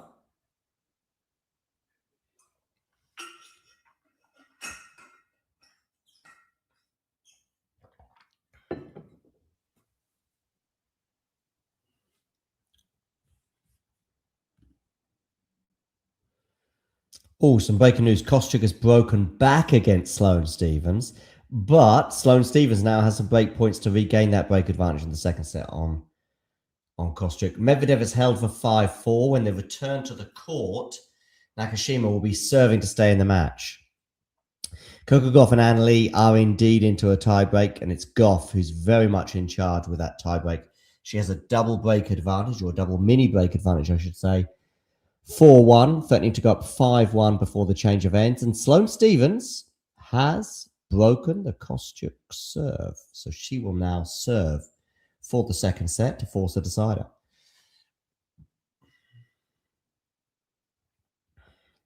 Coming up later on the women's side, Arina Sabalenka going to be playing Jinyu Wong and Marie Buskova against Eva Jovic.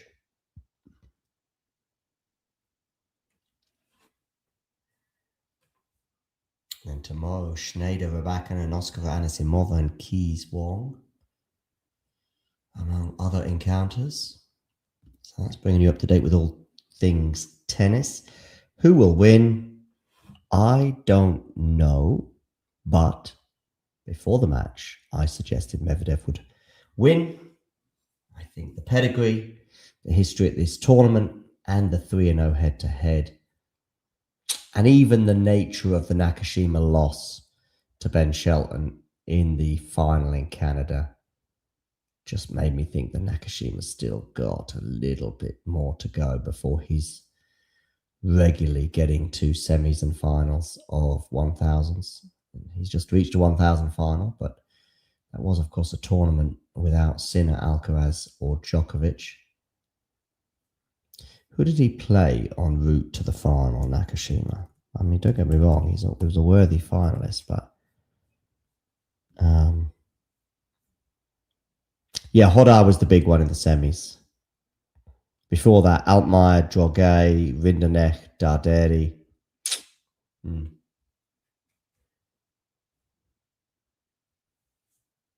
They're all very winnable matches, I would suggest, for Brandon. Maybe Darderi's an impressive one, given the scoreline was 2 and 3.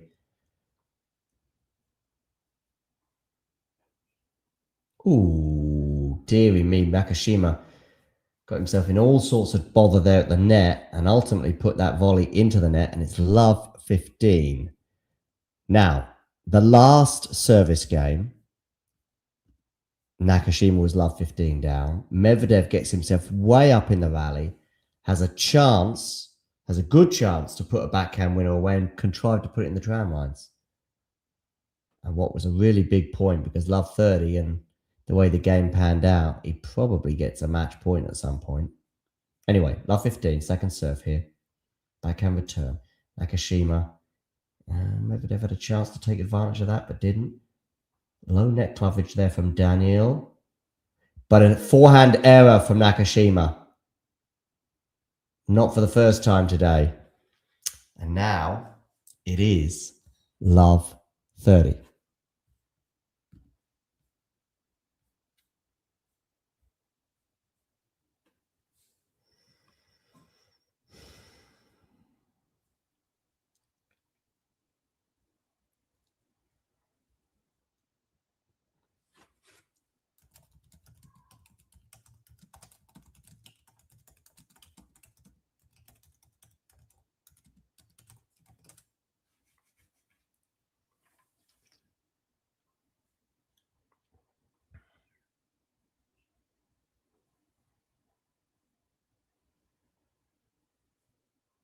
Nice backhand there from Daniil.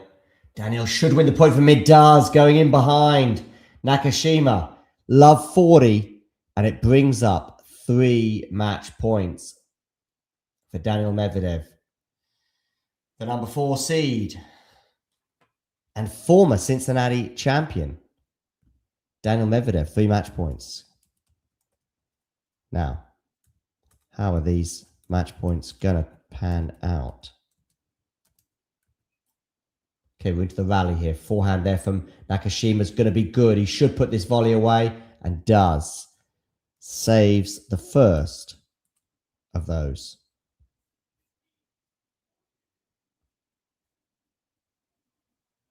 Match points.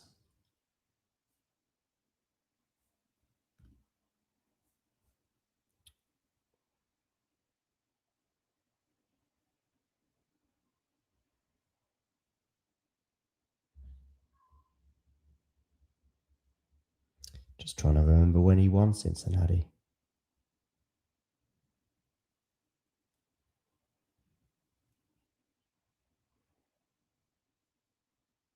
I thought he won that sort of, maybe he didn't win Cincinnati.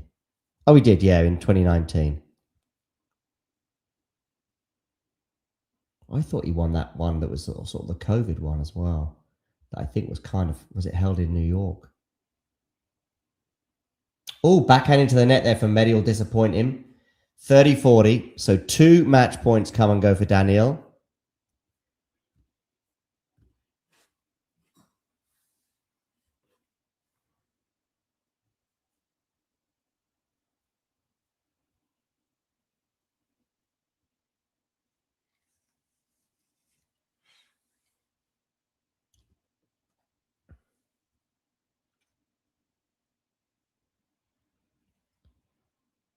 Nakashima gets the first serve in, comes in for the serve volley, puts it away. Deuce. Clutch play there from Brandon from love 40. I mean, love 40, you thought the job was done. Deuce.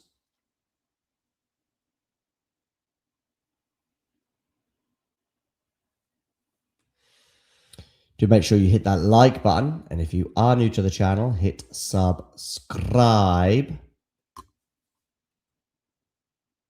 Deuce, Nakashima to serve. Goes down the T. Unreturned. Game point, Brandon.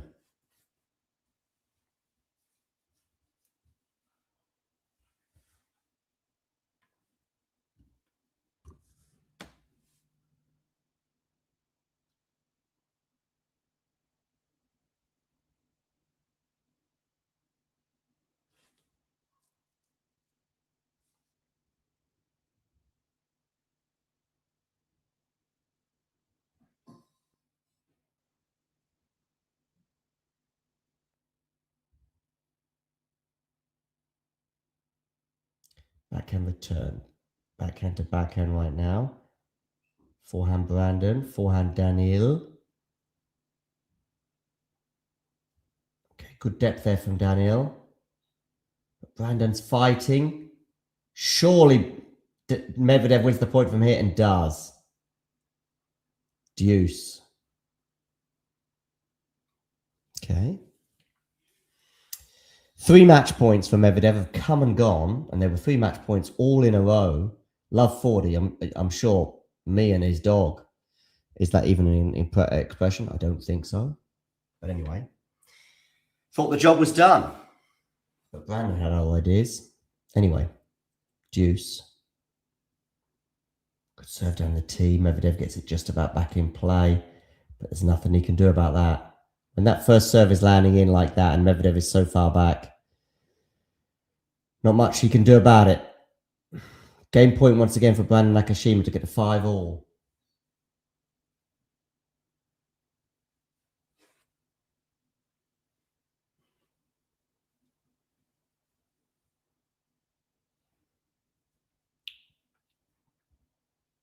Decent serve down the tee. Medvedev gets it back in play. Nakashima comes into the net. Nakashima's going to win the game after Medvedev goes long. So 3 match points saved. And it is 5-all.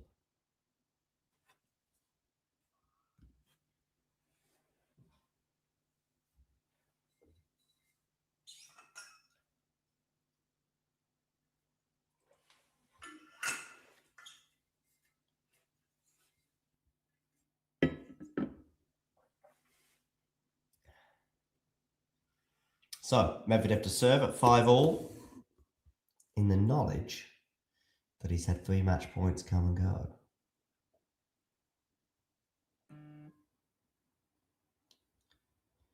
Backhand goes in behind Nakashima. He can't deal with that 15 love.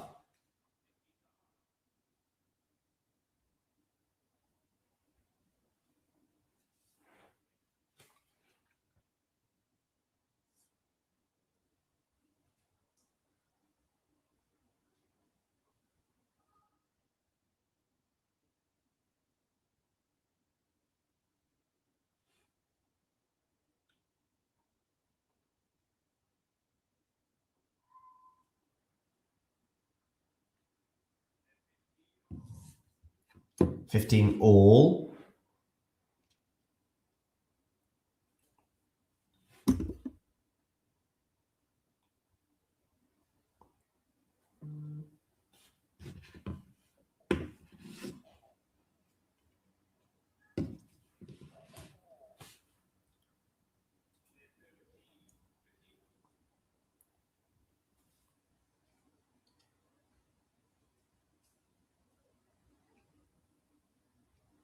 $30-15 here for Medi.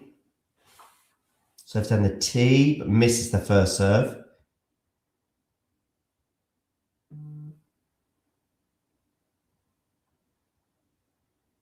Double fault, 30-all.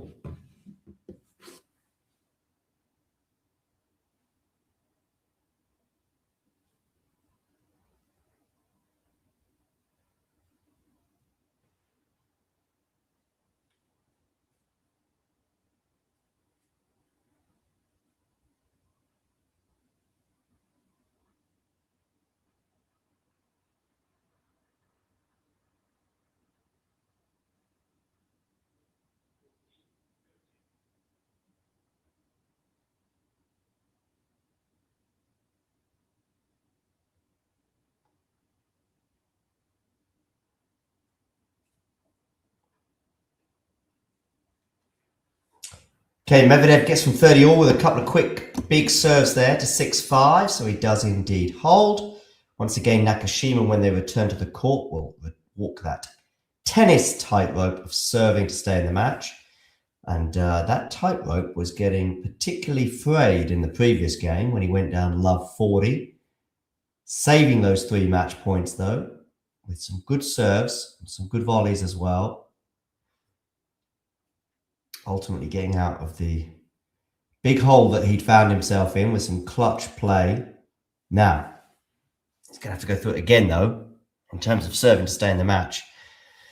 At 5-6, shall we have a quick look elsewhere to see what's going on? Kostyuk got the job done over Sloane Stephens in the end, 7-5, 7-5. Stephens was serving for the second set, but ultimately Kostyuk won 3 games in a row to prevail in straight sets. And Coco Gauff is also through, beating Anne Lee 6-1, 7-6. Now, I want to find out. Yes. So, Gauff is through, and we'll play the winner of Buskova and Jovic. Kostyuk is through, and we'll play Mira Andreeva. Now, that is a rematch, of course, of the Madrid final that Kostyuk won.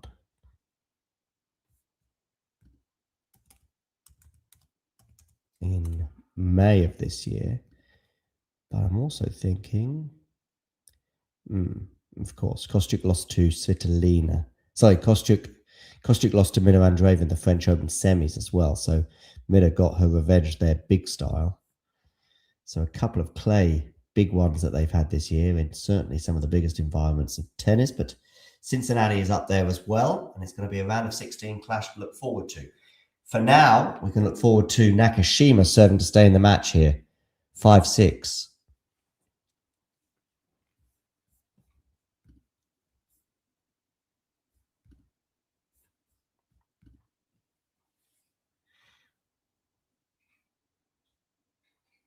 Okay, Medvedev should win the point from here and does. Love 15. I always think that first point is crucial in a situation like this. You know, it goes from being like 80% chance of holding to 50-50 or something like that. That's how wild the first point is.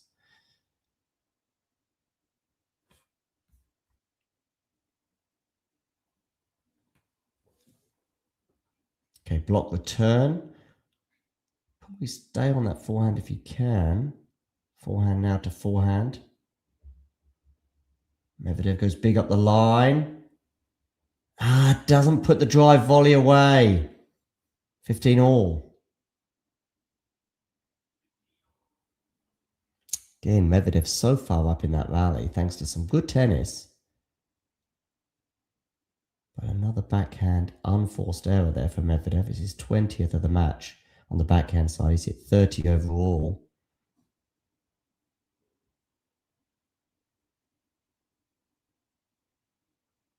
Could serve out wide. Medvedev can't deal with it. 30-15.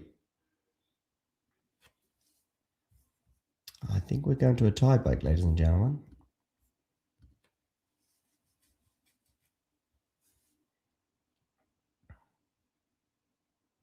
Coming up for 2 hours now.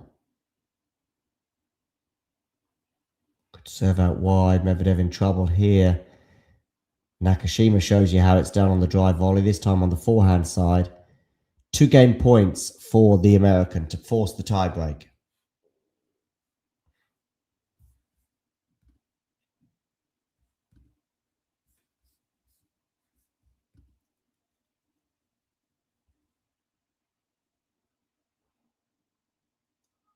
This is the first serve.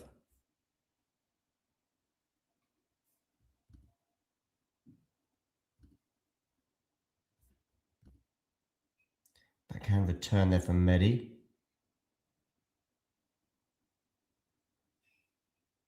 He's going to miss the forehand, and we are indeed going to a tiebreak.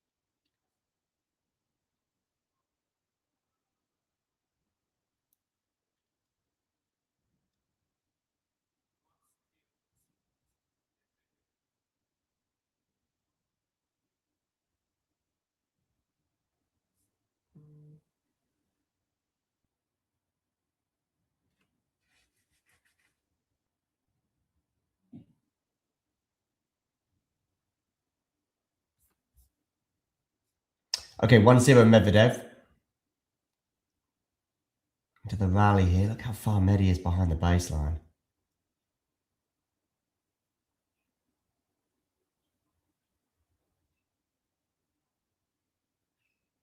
Now Nakashima comes into the net and puts that volley away with consummate ease. 1-1.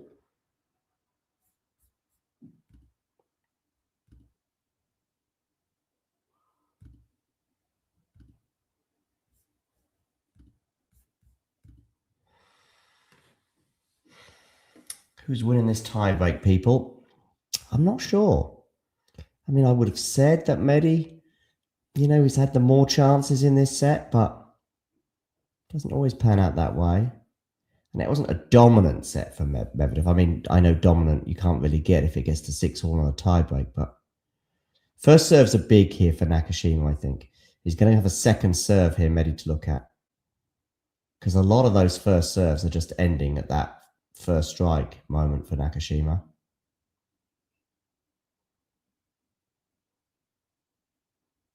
Oh, that's lovely from Medi. Lovely backhand on the rise. 2-1, he leads with a mini break.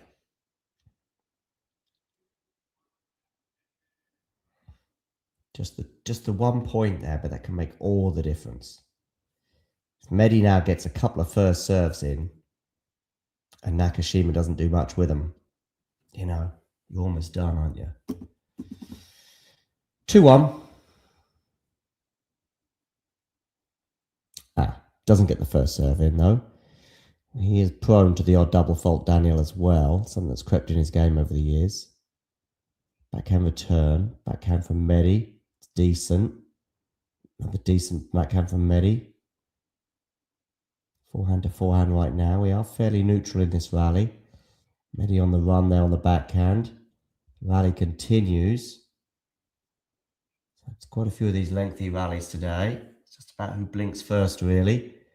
Nakashima takes a risk there going up the line, but the rally continues. Lovely forehand there, and Medi can't deal with it. 2-all. Back on serve.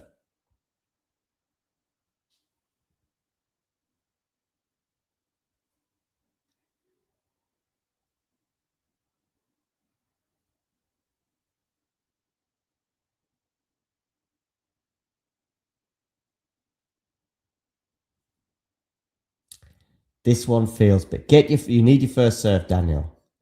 It's all about the first serve, really. They're not getting the first serves in, and suddenly we're in a sort of 50-50 rally. He got the first serve in there, but he dumps the backhand in the net, Medvedev. It's advantage Nakashima now. 3-2.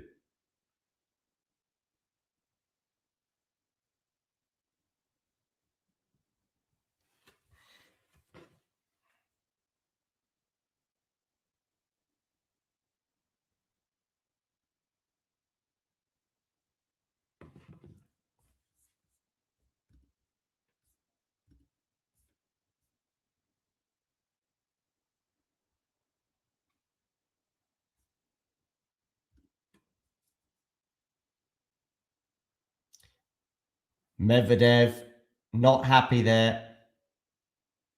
4-2, change of ends.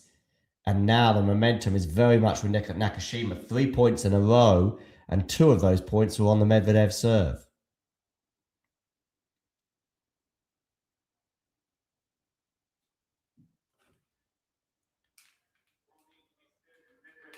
Medvedev there, look, getting a warning for striking the ball against the wall, but also kicking the same wall.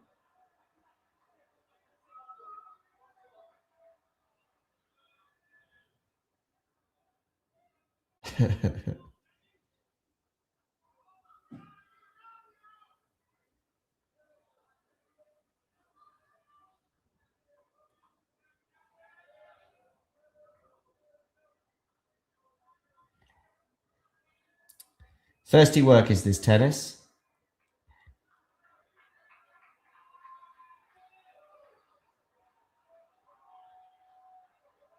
Medvedev is an unhappy bunny right now.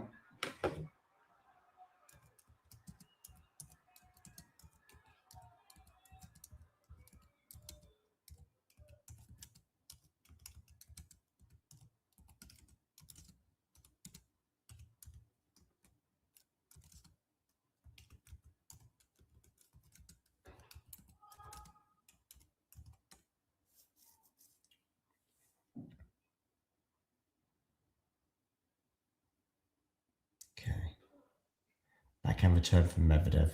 Forehand Nakashima. Backhand Medi. This point is big. They're all big right now, but this one's the biggest of the match. No doubt about it. And it's gone the way of Medvedev. So we are back on serve. 3-4 Medvedev. Or 4-3 Nakashima, if you want to word it like that. You can.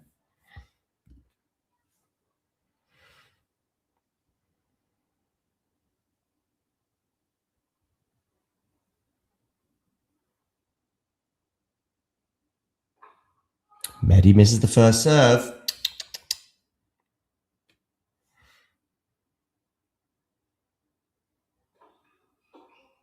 Okay, backhand here from Medvedev into the forehand of Nakashima.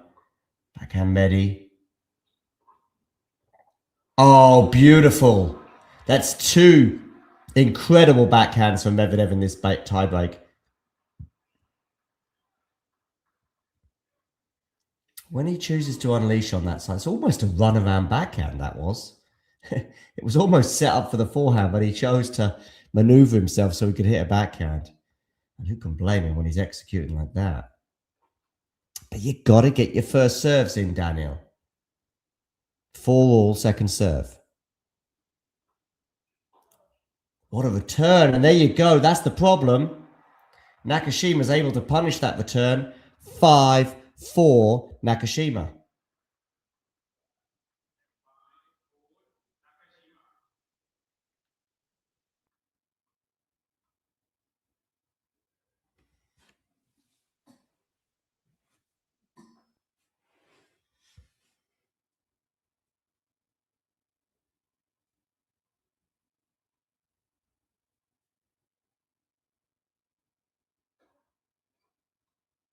There's the first serve from Nakashima.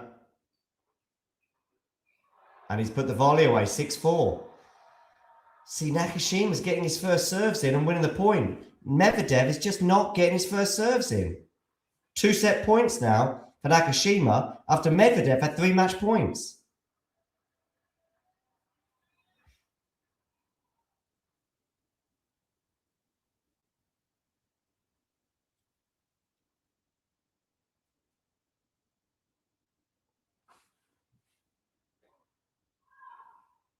Just missing the first serve there, Brandon. Now Medvedev has a chance.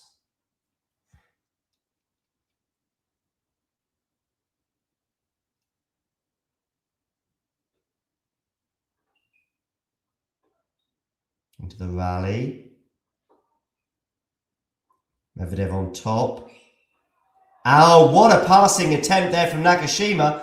And he wins the second set. We're going the distance, people. 3 sets. Medvedev, of course, is pretty grumpy about that. We will take a break. And when we come back, we'll be with you for the third set. Hey, thanks for taking the time to, well, you haven't got any choice, actually. I'm just talking at you, if you like. But I'm here also to present to you why I think it's not a bad idea and not that expensive as well if you become a member. And this is how you can do it, and this is what you can gain. So if we look here at the Talking Tennis sort of homepage, if you like, on YouTube, we can see this little button here which says join. It is also pinned in the live chat as well, and you can also, I think, see it just below most of our videos, certainly the live ones and so on. Now, why is it a good idea to join and become a member? Well, in the live chat, you can add little funny things, you can add emojis and all sorts of things, but possibly more importantly, you can get to access some live videos, such as this one here, where we look back on the last sort of few moments from the Billie Jean King Cup.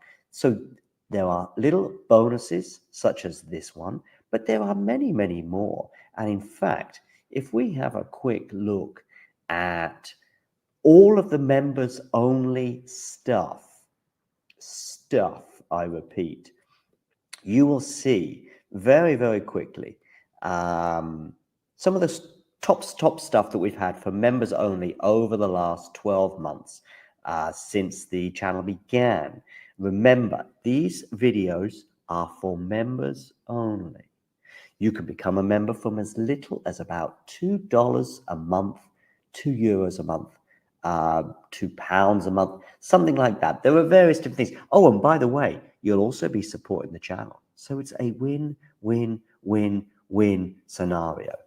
Let me just show you some of the members only stuff. For example, we've got an exclusive little clip there talking to Laura Siegmund, Laura Tsurenko, her encore interview, some doubles footage there from Monastir, the Germany press conference pre-tournament Billie Jean King Cup, Claire Burrell talking as well to the media in her press conference in Monastir, Storm Hunter and Alicia Parks interview, Rebecca Masarova, her press conference, Coco Gauff exclusive for members only, albeit it was in Madrid, but these are just some of the things, some of the interviews and etc. Like Lestien here, a chat with him, Emma Navarro, and so on and so forth.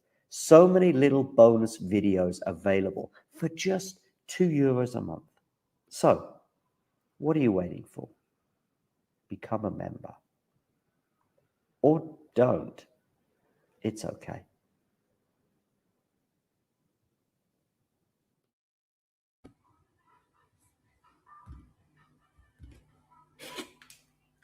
Okay, we are back, ladies and gentlemen. We are still waiting for Daniil Medvedev to return to the court after his break at the end of this set.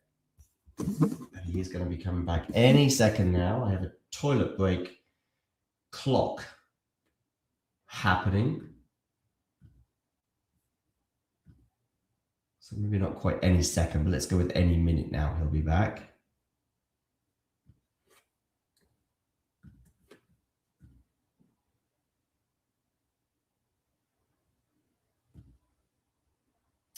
Very grumpy Medvedev towards the end of that set, kicking the boardings and also whacking the ball against the same boarding as well during that tie break.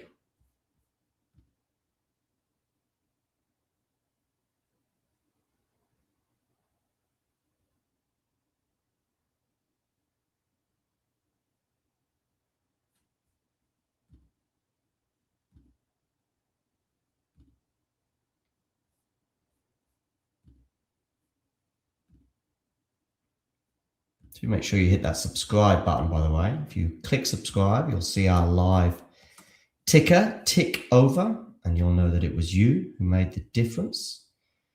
Thank you, by the way, to Rachel, of course, who did the first hour of this match.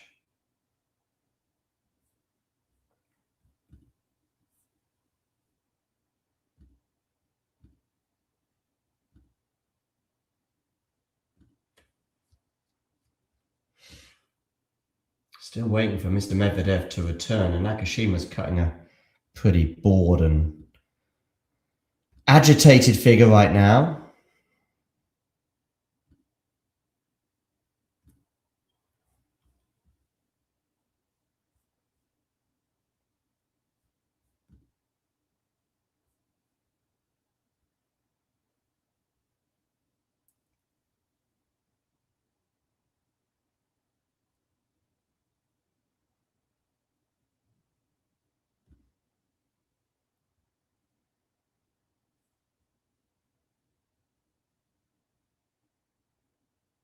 Still not back, Mr. Medvedev. Where are you?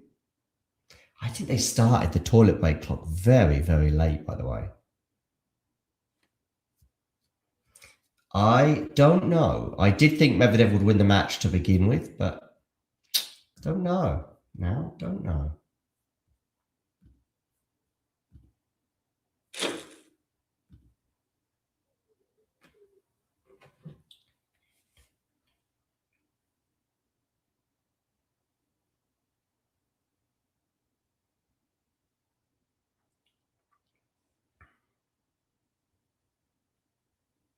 Do let me know in the comments section who you think is going to win, but also get voting in our poll, which at the moment still has Medvedev at 66%.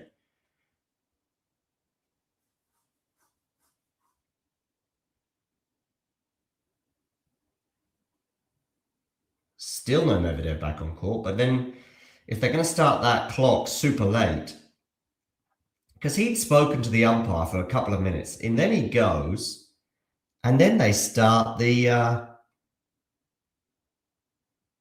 clock. Kind of weird to me.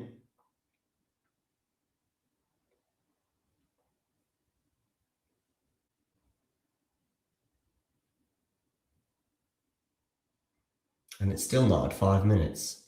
So I think they were very late starting the clock, which is why Brandon's obviously a bit annoyed, understandably. But he should be back any second anyway.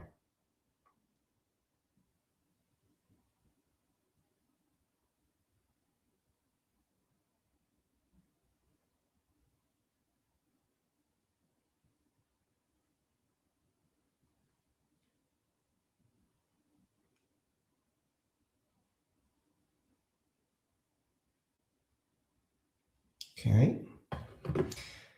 Let's go. Brandon says Tyree Harris. Tyree Harris, make sure you click subscribe. And if you do hit subscribe, you'll see this number tick over and it'll be you, Tyree, who made the difference. Dio Live Irialdi as well. Please also hit subscribe. A little bit nervous, never put money in any tennis, indeed. If you could both hit subscribe, that would be much appreciated. Thank you very much. I appreciate that. There you go. Oh, look. See, look. Both of you have just hit subscribe and look what happened. All right. Well, Medvedev is still not back. 6 minutes now.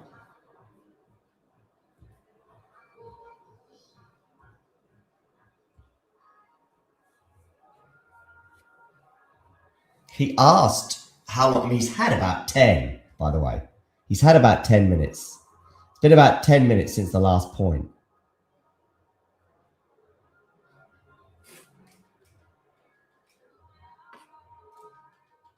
So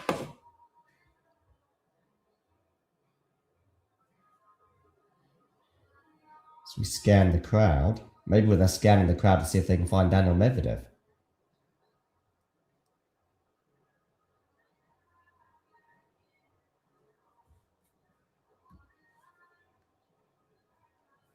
Jopito, if you can also click subscribe, that would be amazing. Look at that, ticking over nicely. Trying to get to 40,000. We might get to 37,000, maybe not on this stream, but in the next 24 hours or so. 7 minutes now. What is going on?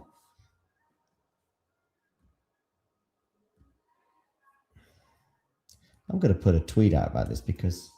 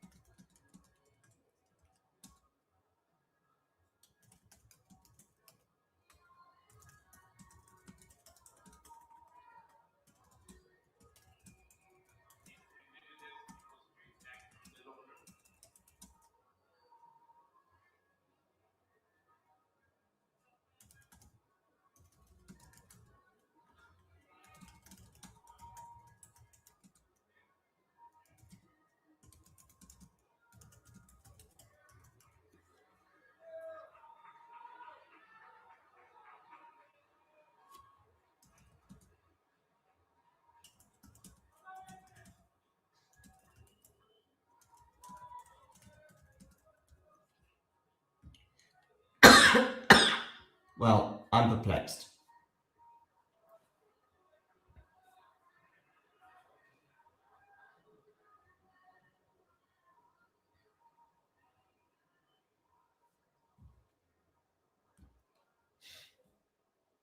They haven't suspended the match, don't worry.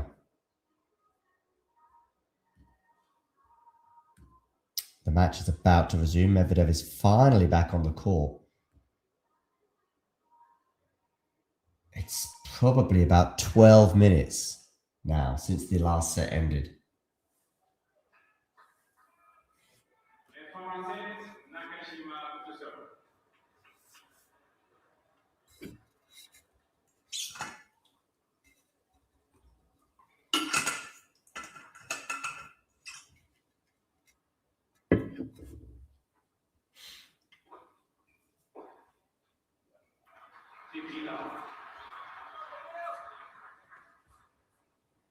Okay, 15 love here for Nakashima.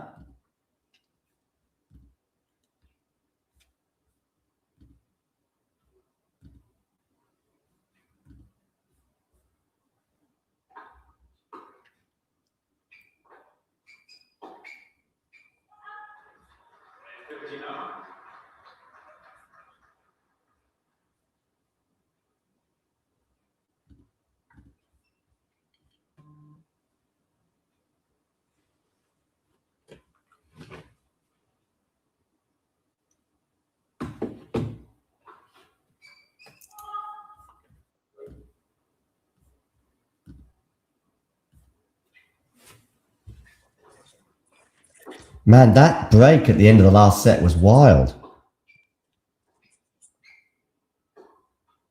Can you hear me, Fergus? Oh, Fergus is frozen. I'm not frozen. Oh, there he is. I see you. Have I got you now? Yeah. Like I lost you for a second there. That break was wild. That was over 10 minutes he was gone. Yeah, honestly, he was gone for forever. He said before leaving, he said it's 5 minutes once I get to the locker room, isn't it? Okay, so what was it? I mean, the thing was he took 2 or 3 minutes to leave the court. That's probably why he was asking that question. Yeah. There was another clock that they started, and that was 8 minutes and 15 seconds. Yeah, that was the one on screen. Yeah, but it was more than that, because I tell you what, I played a video, I think. I did a couple of things. They showed the stats and all sorts of things happened. They came back and the clock was only at about a minute, and it had already been 2 or 3 minutes from the end of that last set. Listen, I love Medvedev, but something weird is going on there. But it's not out of character for Daniil to try stretch the laws of making it as work as well as his advantage, taking all the energy out of all of the momentum out of Nakashima. Is the locker room that far away? There are some places where the locker room is like yonks away. Like it's so Miami is a big one. Okay. It's like Hard Rock Stadium is miles away from the because they have like 4 different camera switches as they follow the guy back into the locker rooms. Mm-hmm. But I don't think Cincinnati's that far away, but they obviously have someone that follows Daniil and goes radios and say, yeah, he's here. So he can start the timer. But yeah, I've never seen a clock start so late, and I've never seen a clock on such a long time as that, like 8 minutes, 15 seconds when you see the guy come back on court. But it was also the reason I heard him say something to the umpire, and I didn't know what it was exactly. But the reason he clearly asked that is he took him a long time to leave the court. I would like to have seen, now I know it's not the official clock, but I'd like to have seen that like last point played clock, because that would have been 11 o'clock. Yeah. Which is way longer than it needs to be. Yeah. Yeah, you can't have 11, 12 minutes between sets, even if it's baking hot. It's I don't know how hot it is in Cincinnati today, but I think it's pretty hot, yeah.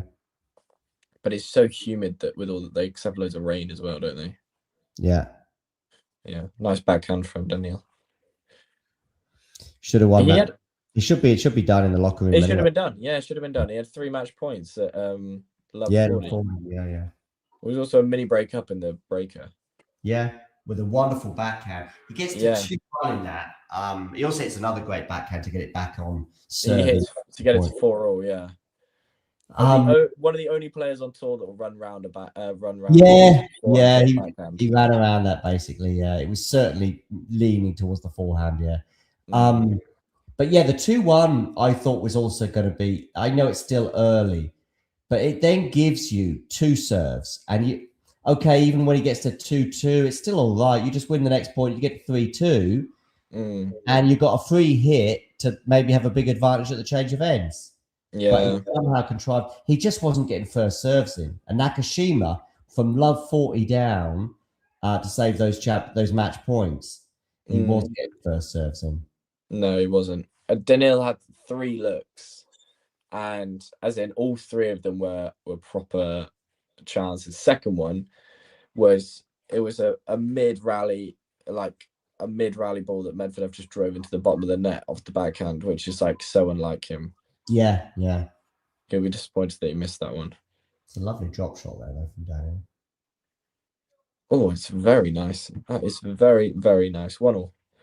Am I like 5 seconds ahead of you, roughly? Yeah, I think you're less than 5 seconds ahead. You're about 2. Okay, that's fine. But you're a lot better than it at some people. I remember when we did Sinner Djokovic, at the AO. You were a good 10 seconds ahead of me, and you would kind of just set it up, and then my reaction would be what we would go off.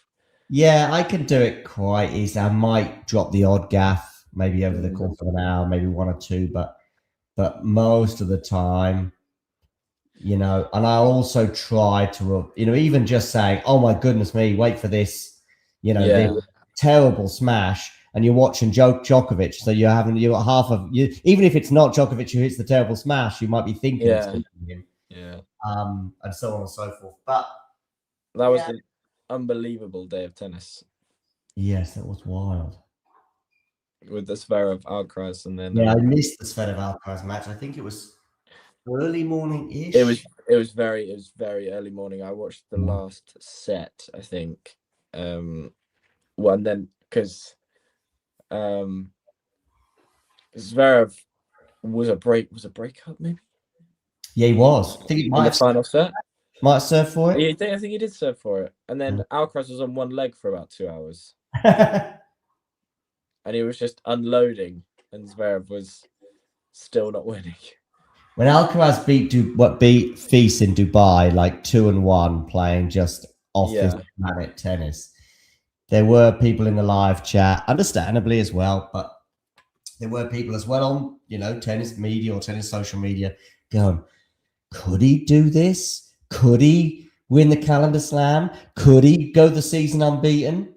I understood it, particularly as I probably thought he would get at least as far as Indian Wells unbeaten. As it turns out, Medvedev ends the unbeaten run in Indian Wells.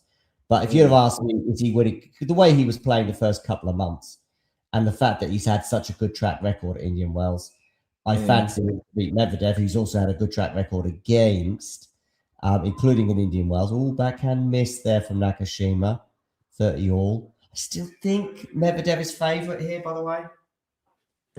Yes, I think so. I think you're going to be. You have to look at amount of matches played in the last 10 days as well for Nakashima. Yeah. The run as well in Canada. Obviously, no Alcaraz, Sinner, or Djokovic in the draw. Then he's got Droguet, who he comes through in 3 sets.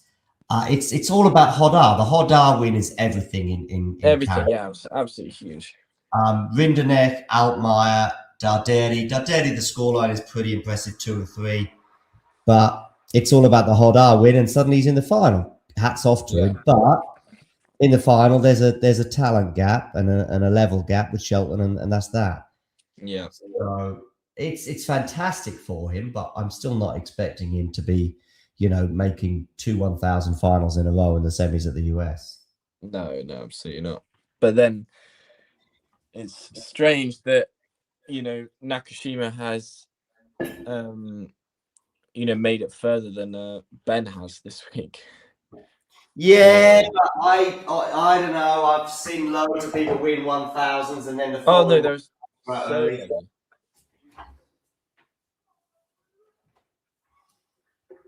That's nice from Medvedev up the line.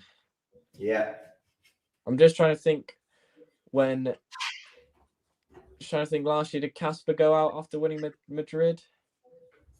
In Rome. No, he got to the quarters but got smashed by Sinner like Oh yeah, he got absolutely pounded.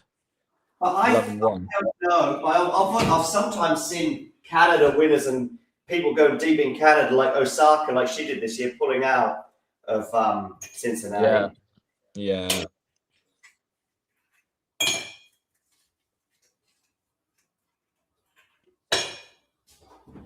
Okay, big serve out wide from Brandon to bring up east out wide to bring up game point for 1-2.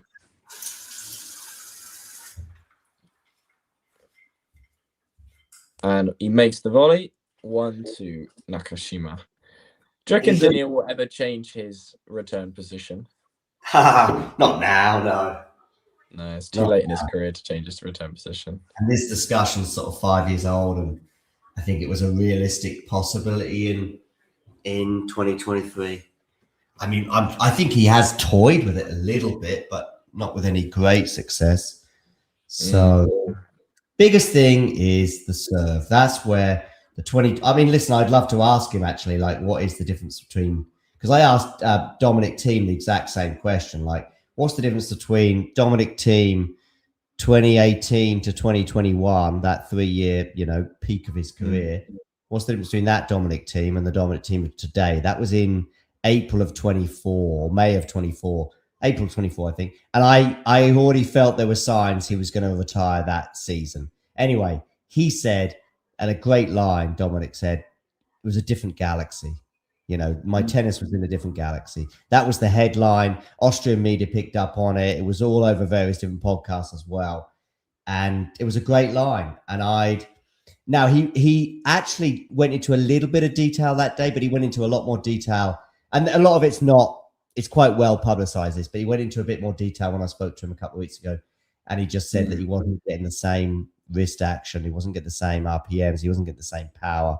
He wasn't necessarily in pain. He just wasn't able to rotate anywhere near what he was able to rotate. So that was the big thing for him. Medvedev, I wonder if there have been like little suggestions of shoulder and back issues, meaning they've compromised his service motion, and he does hit a few more double faults. I don't think he's getting as many free points on his serve. Certainly, that might be down to the returners we've got on tour these days, but one reason or another, he is not getting, even on a hard court, he's not, I mean, he was second or third best player in the world on this surface, probably across 2019 to 2023, inclusive of those years. Second best to Djokovic. Maybe third. I mean, Rafa won 2 hard court slams in that same period, and Medvedev won 1. But if you went for pure consistency, you'd probably put Medvedev above in terms of winning ATP finals, winning 1000s, getting to slam finals as well. It will always baffle me that Medvedev has a clay Masters, especially in Rome. Yeah, I mentioned that earlier on in this stream. The semi-finals and final he came through. So it was Tsitsipas in the semis and then Rune in the final. Yeah. I thought he'd lose to Rune. He won the first set. I think the early stages of the second, there was sort of some Rune fire, and I thought, here we go, this is the momentum change, but it just never happened. Tsitsipas as well. Tsitsipas is another one, that period from 2020 to 2023 on the clay, he's streets ahead of Medvedev. One-off match, things can happen. Strange how it all changes. Now Tsitsipas has to go through qualies and for Masters 1000s. See, the drop, we talk about the drop for Medvedev and we talk about the drop for other players of that age, if you like, and wonder if they'll ever sort of reach those heights again. Well, the drop for Tsitsipas is like a stone in comparison. Hugely. Because you're looking at what is he, 60 in the world? Something like that, 60. Yeah. I mean, even Ivanisevic touched on sort of the attitude and presumably lackadaisical attitude towards training, etc. Well, it's just, I mean, he's fired his dad now, isn't he? Yeah. But he said but everyone's been saying it like from every single corner of the planet for the last 6 years or 5 years. You know, there was weird things going on with his mother in a press conference, and it was a very uncomfortable. This is going back like 5 years ago, I think, in Acapulco. And his mum is in a press conference, and he's basically saying, look, no one wins except for Zverev. No one's winning with their parents in their box. And his mother's there in the press conference kind of ticking him off. Then, of course, he finally has a sort of reckoning moment about 2024, maybe. And he says, like, it is time to sort of move on. My father's still going to be my father. He's still going to be around, and you'll occasionally see him in my box. But now Mark Philippoussis is my coach. And Philippoussis was gone within weeks. And his father was back. And he comes out with a statement like something like, oh, I made the biggest mistake ever. I should never have done this. And so glad to have my father by my side. Meanwhile, his results are spiraling, and they continue to spiral. And it was a yo-yo thing with the final. So, yes, you're right. Great point here. Sorry. Forehand return. And I'm going to keep quiet because you're going to see this point unfold. I'm going to guess from the crowd in the background that, Medvedev goes long off the backhand and Nakashima breaks for 3-1 in the third. Remember, Nakashima's already saved 3 match points in this encounter. Yeah. Gosh. I mean, Tsitsipas, I remember one of the first slams that I properly followed was 23 Australia, where Tsitsipas made the final. Wins that match against the world number 1. Yeah. And has Djokovic in the final. Yeah. Great volley by Nakashima. Yeah. I remember that was one of the first slams that I closely followed, as in throughout. And I thought looking at Tsitsipas in the final, I was like, my word, how did he even get it? He just got absolutely destroyed. Did. He played Khachanov and he had I don't know what the head-to-head is now, but the head-to-head between him and Khachanov was extremely favourable. So Khachanov is a tricky opponent, but it's not a bad semi. Now, Khachanov was extremely consistent during this spell, including a semi-final in New York in 22 as well. So it was back-to-back hard-court semi-finals for him. But he's a good test of where you're at, and if you're not at it, he'll beat you. But top 5 players in the world should be beating Khachanov, especially those with an incredibly favourable head-to-head like Tsitsipas had. So that was an element. I think Tsitsipas also had Lehecka in the quarterfinals. It was Lehecka's breakout tournament. I was about to say 23 Lehecka. That's a little while ago. That was his first big run. Because he didn't win a tour title till 24. That's a horrible drop shot you're about to see. I assume it's from Medvedev because he's lost it in this game completely. That is horrendous. I've just witnessed it. Yeah, it's absolutely terrible. Medvedev was out like mentally checked out that game before it started, and it's 1-4. Yes, it's Pat. Yeah, so a little bit of that going on. Sevi Korda was someone in that tournament. He got to the final in Adelaide, I think, Korda, and had a match point against Djokovic.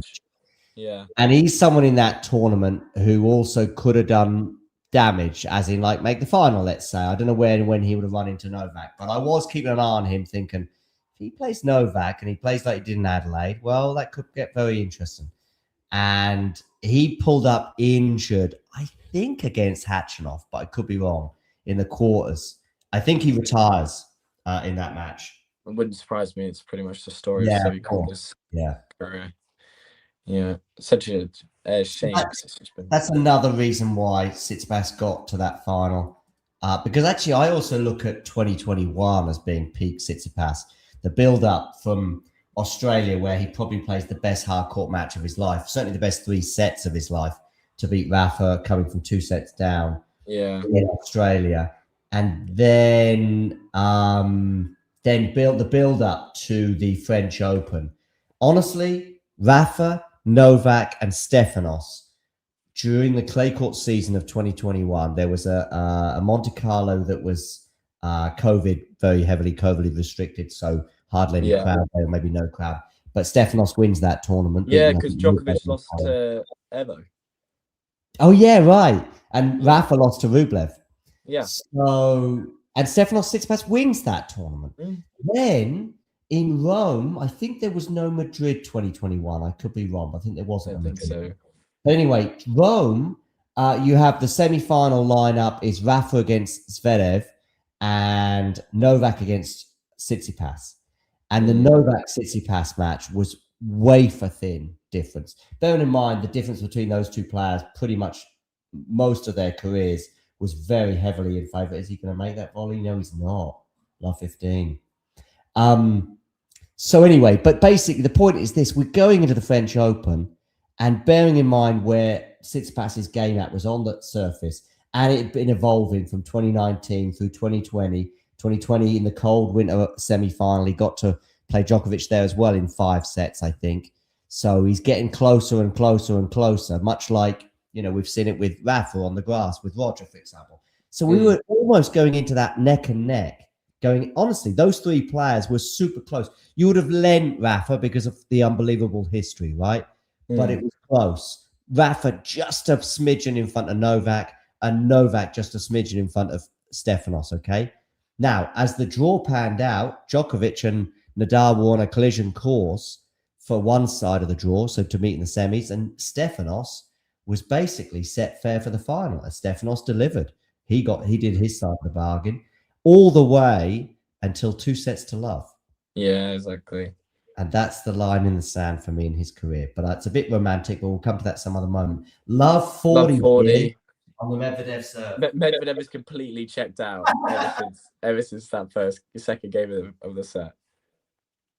He's literally ever since he got broken, and he's just completely checked out.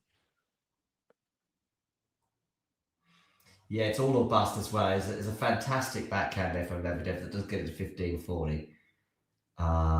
Let's see anyway. Listen, if he holds serve from this position, which is very probable, we saw with Nakashima about 45 minutes ago. Well, yeah. I was thinking about de Minaur yesterday. I don't know if you caught any of de Minaur. I didn't know.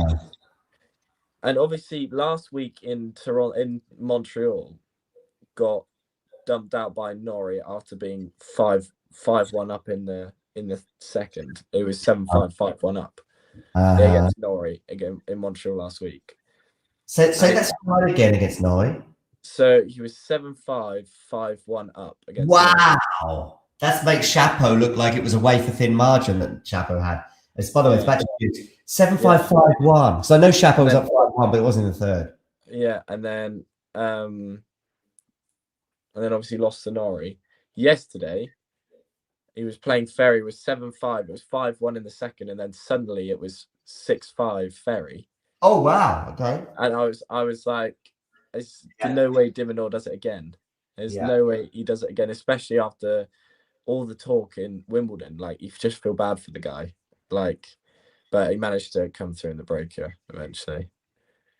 It's funny because de Minaur historically has been that guy who's done it to other players, none more so than Andy Murray. Like just Andy Murray just putting him through the mill. Yeah, exactly. From very winnable positions. I've seen Murray towards the end of his career. I think it was Paris Bercy just whacking his racket, having been a break or two in a third set. Medvedev's about to hold here from Love 40. Should do as well, the way this point is panning out.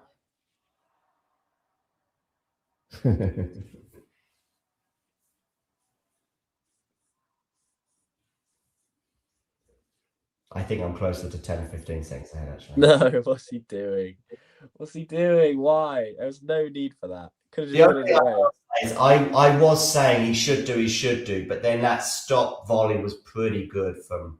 It was pretty good from Nakashima, but you Daniil should be putting that away. I don't know what that forehand slice was. Strange. One of the strangest, like without doubt the strangest looking tennis player on the ATP tour. Yeah. And yet he's known for his consistency, which is quite funny. Yeah. He was, and I guess still is, but well, I mean, he doesn't have a huge weapon, does he? Not anymore. He used to have the serve. And the serve. Backhand sort of. Yeah. I mean, one of the only thing that's like there were many things that stuck out to me when he beat Alcaraz earlier this year. But one of the main things was like he was so happy to take out the backhand drive volley, which is such a unique.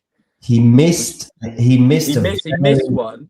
Yeah. And a big point is a love 15. It wasn't the 3 match points game, but it was around about that spell when it was 6-5. I think it was 6 love 15 exactly. And it could have easily been, if he let it bounce, he could have easily picked his spot. Love 30, and then suddenly he's probably looking at it's a 60-40 that he gets the break there and ultimately the match. And there was also another love 15, the game before the match point. So probably 4-3, I guess. And it's a love 15 point. He's well up in the rally. He's got a backhand that he makes 9 times out of 10, but he misses it. Well, now Nakashima has another break point. Another break point. Yeah. Just going to get some more water. No worries. Misses the first serve. Sense another double fault. No, makes it. Big return for Nakashima. Oh, huge backhand up the line from Daniil. Yeah, wonderful. If he holds here. Yeah, it's game. Not game on, but it's not game on, but it's game interesting. Don't forget the first set. Nakashima was up 5-2. 5-2 and set point. Yeah. I always feel like I look a bit like Medvedev when I play. Okay.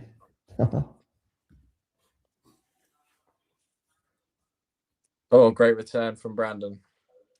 Yeah, it's fantastic. Yeah. Turn winner. What's Brandon's ranking now? Is he broken the top 20 now? No, I don't think so. Don't think so. I could be wrong. I mean, still seeded. Oh, hello. No, that was terrible. Yeah. I mean, it's just like it's classic Medvedev, completely checked out. Completely after. He's kicking a microphone, not in a mega aggressive way, but he's kicking a microphone at the moment. Look at this. It's not aggressive. Yeah. It's just happening with his shoe and eventually going to knock it over. And I don't know why. He's so strange. So strange like that. How he deals with his own deals with it in his own way. And he just, Nakashima serving for the match. And I wouldn't be surprised if Medvedev either goes for broke or pulls out some funky stuff. But that will do nicely. Ace up the tee to start. Well, absolute burgle of just such a strange third set from Daniil. Yeah. But it's kind of how he is now. The fact that he's had the season he's had and he still managed to make the Indian Wells final whilst beating Alcaraz. And really, it's been a strange year because he won at Dubai as well, but that was because of a walkover. Oh my god, yeah. But also, I think he won Brisbane as well, or maybe made the final. Yes, no, he did. Yeah, he did. They did win Brisbane.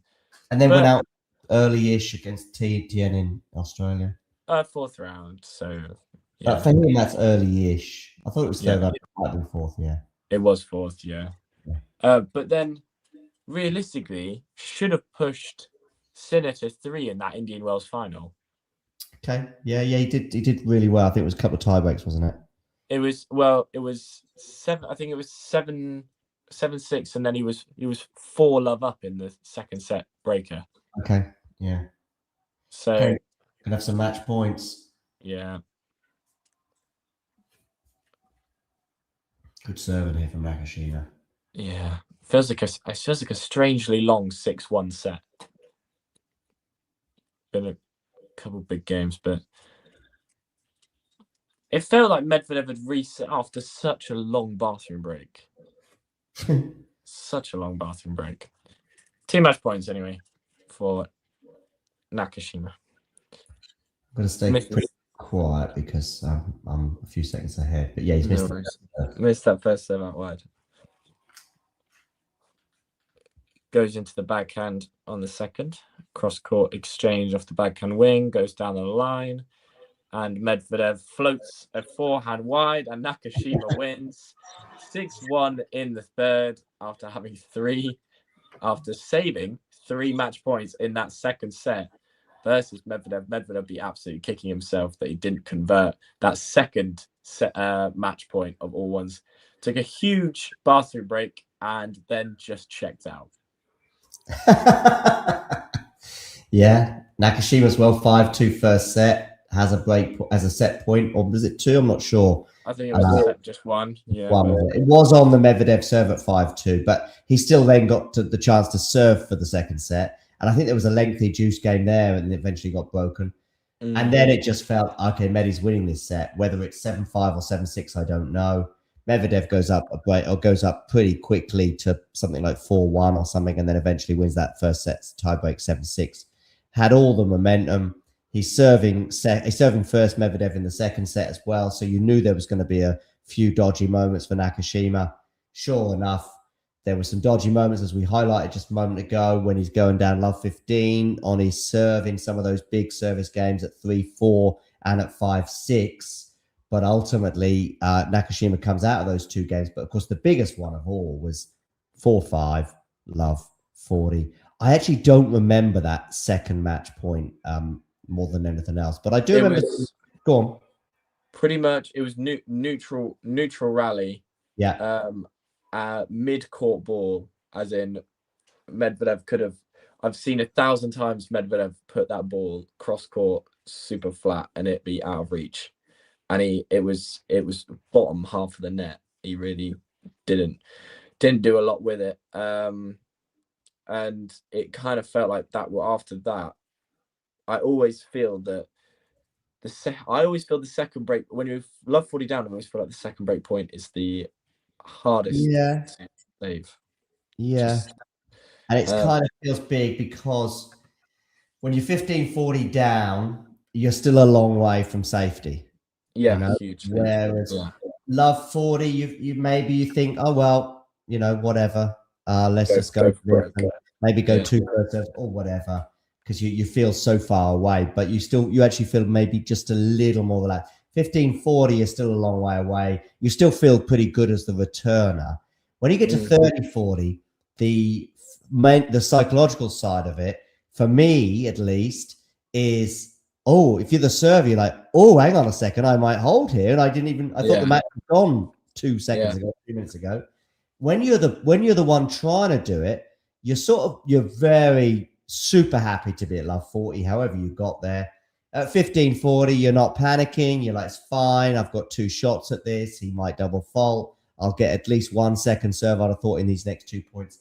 Suddenly at 30-40, and again, we talk about momentum. It's like, I've got to do it now. I've got to do it now. Okay, you still might get more chances from juice, but it doesn't feel the same as what it did a few months ago when you're love 40. And so, then you get to juice. And I think Nakashima went to advantage and then back to juice. But as we said as well, those love 15 points at 3-4 and 5-6, Medvedev is well up in the rally, takes a drive volley on one that goes in the net, puts a backhand down the line, a fairly routine one that should have been a winner into the tram lines.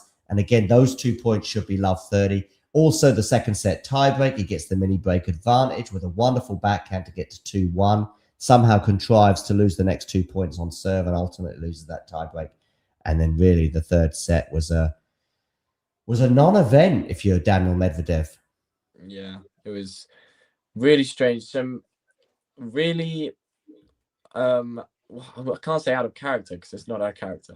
Some very interesting shot selection from Daniil. And just felt like his return quality dipped hugely after being broken.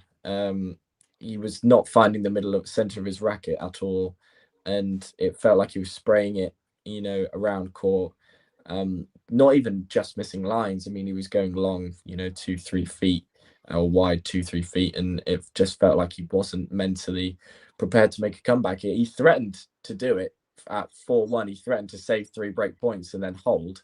Had 2 points to hold, or maybe 1 point to hold, and suddenly 2-4 after saving 4 break points. You're kind of looking at a little bit of a different set, but no, Medvedev was never going to win that one after the way he was playing after getting broken for 3-1 in that third set.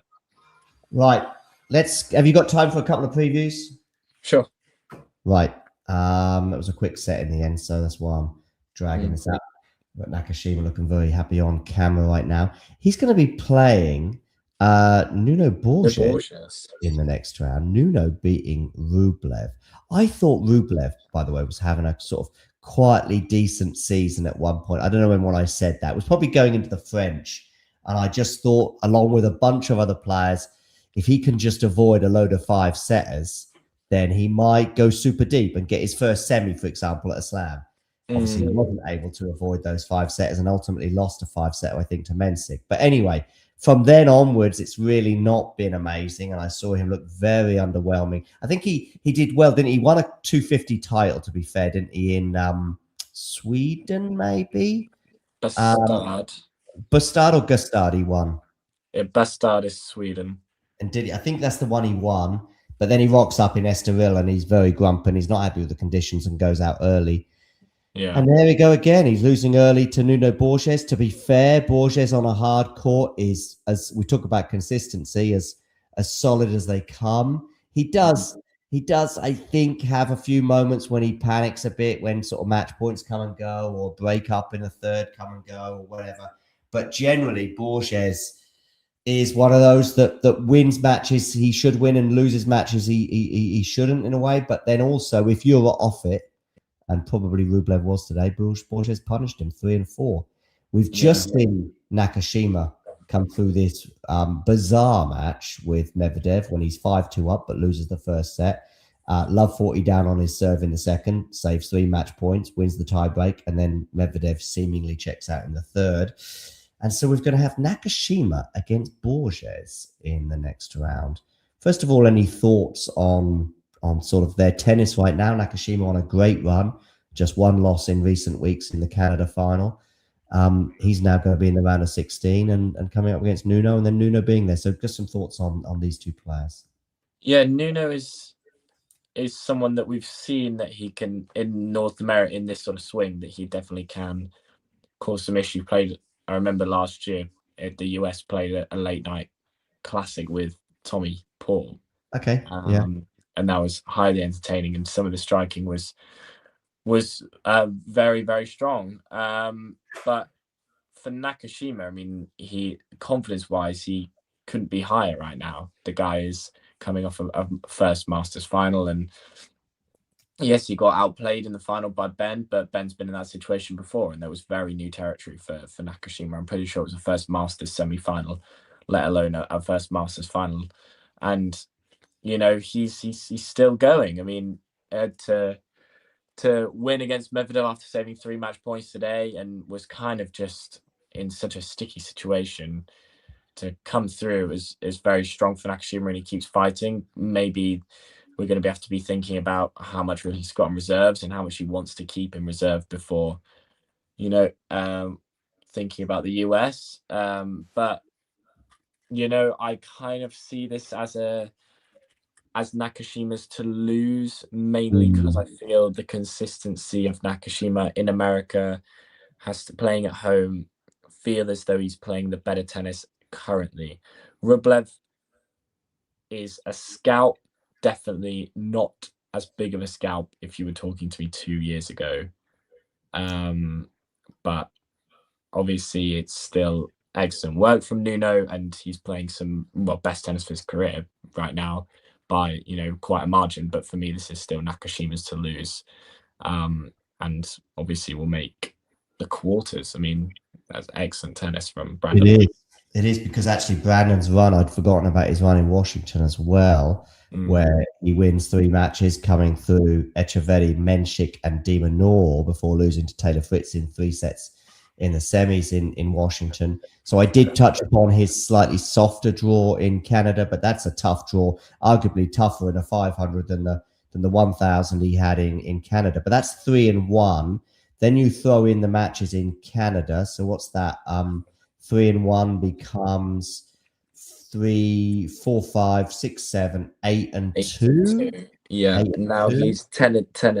10 and 2. Yeah, exactly. So 10 and 2. And yes, I do think Altmaier, Droge, Rinderknecht to get to the quarters is not bad. And he made heavy weather with that, by the way, with some big 3-setters over Droge and Rinderknecht.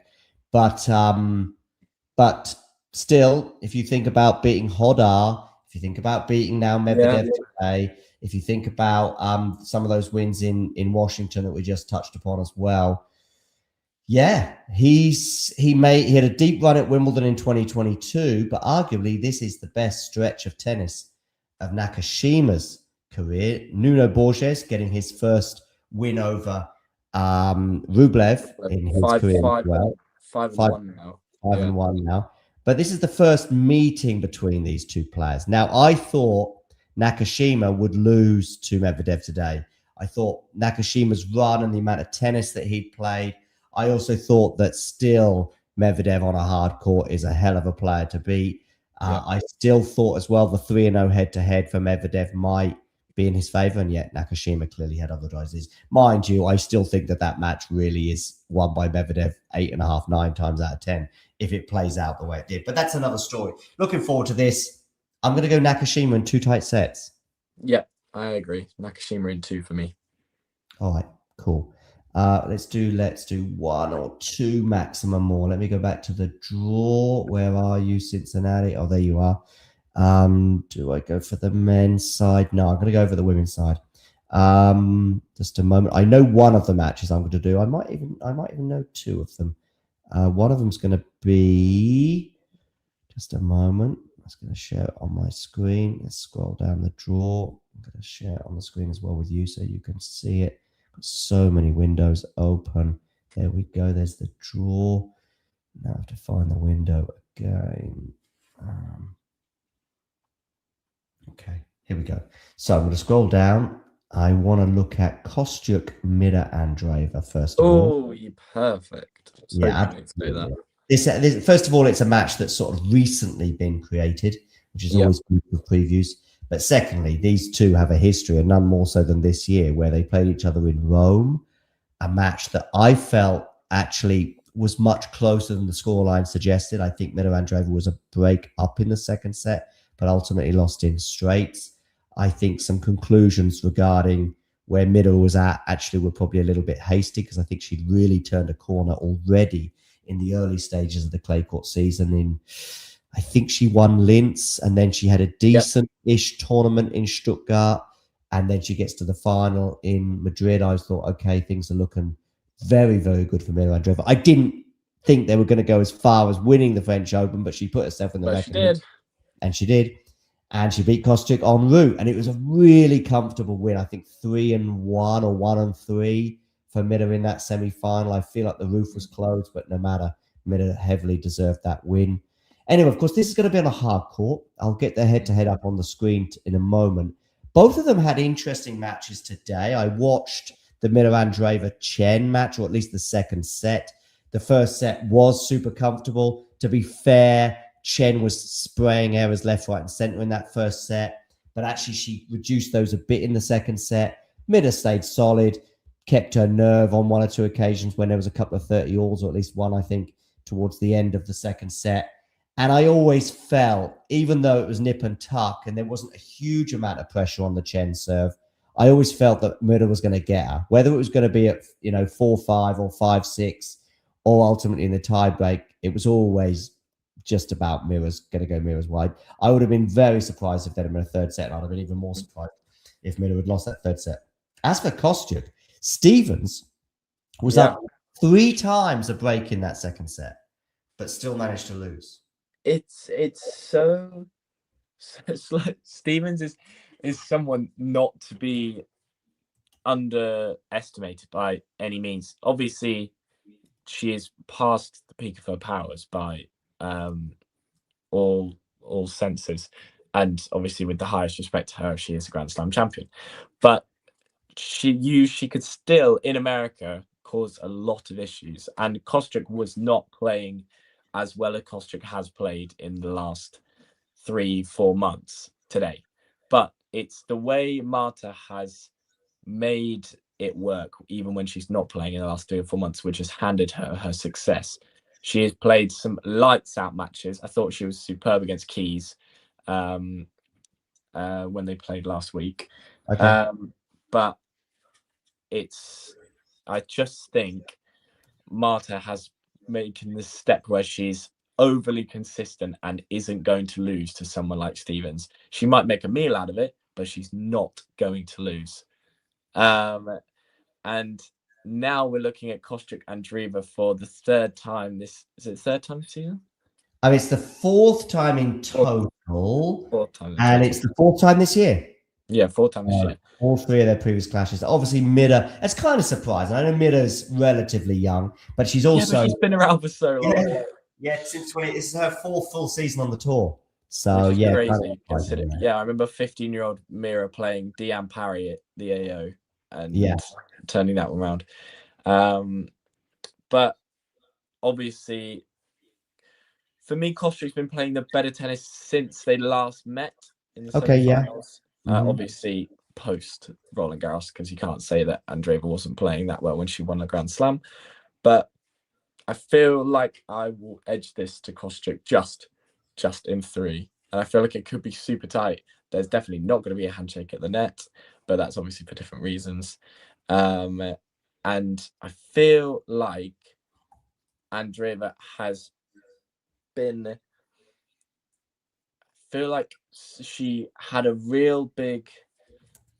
I feel like the come down from winning a slam can affect people in different ways, like hugely. And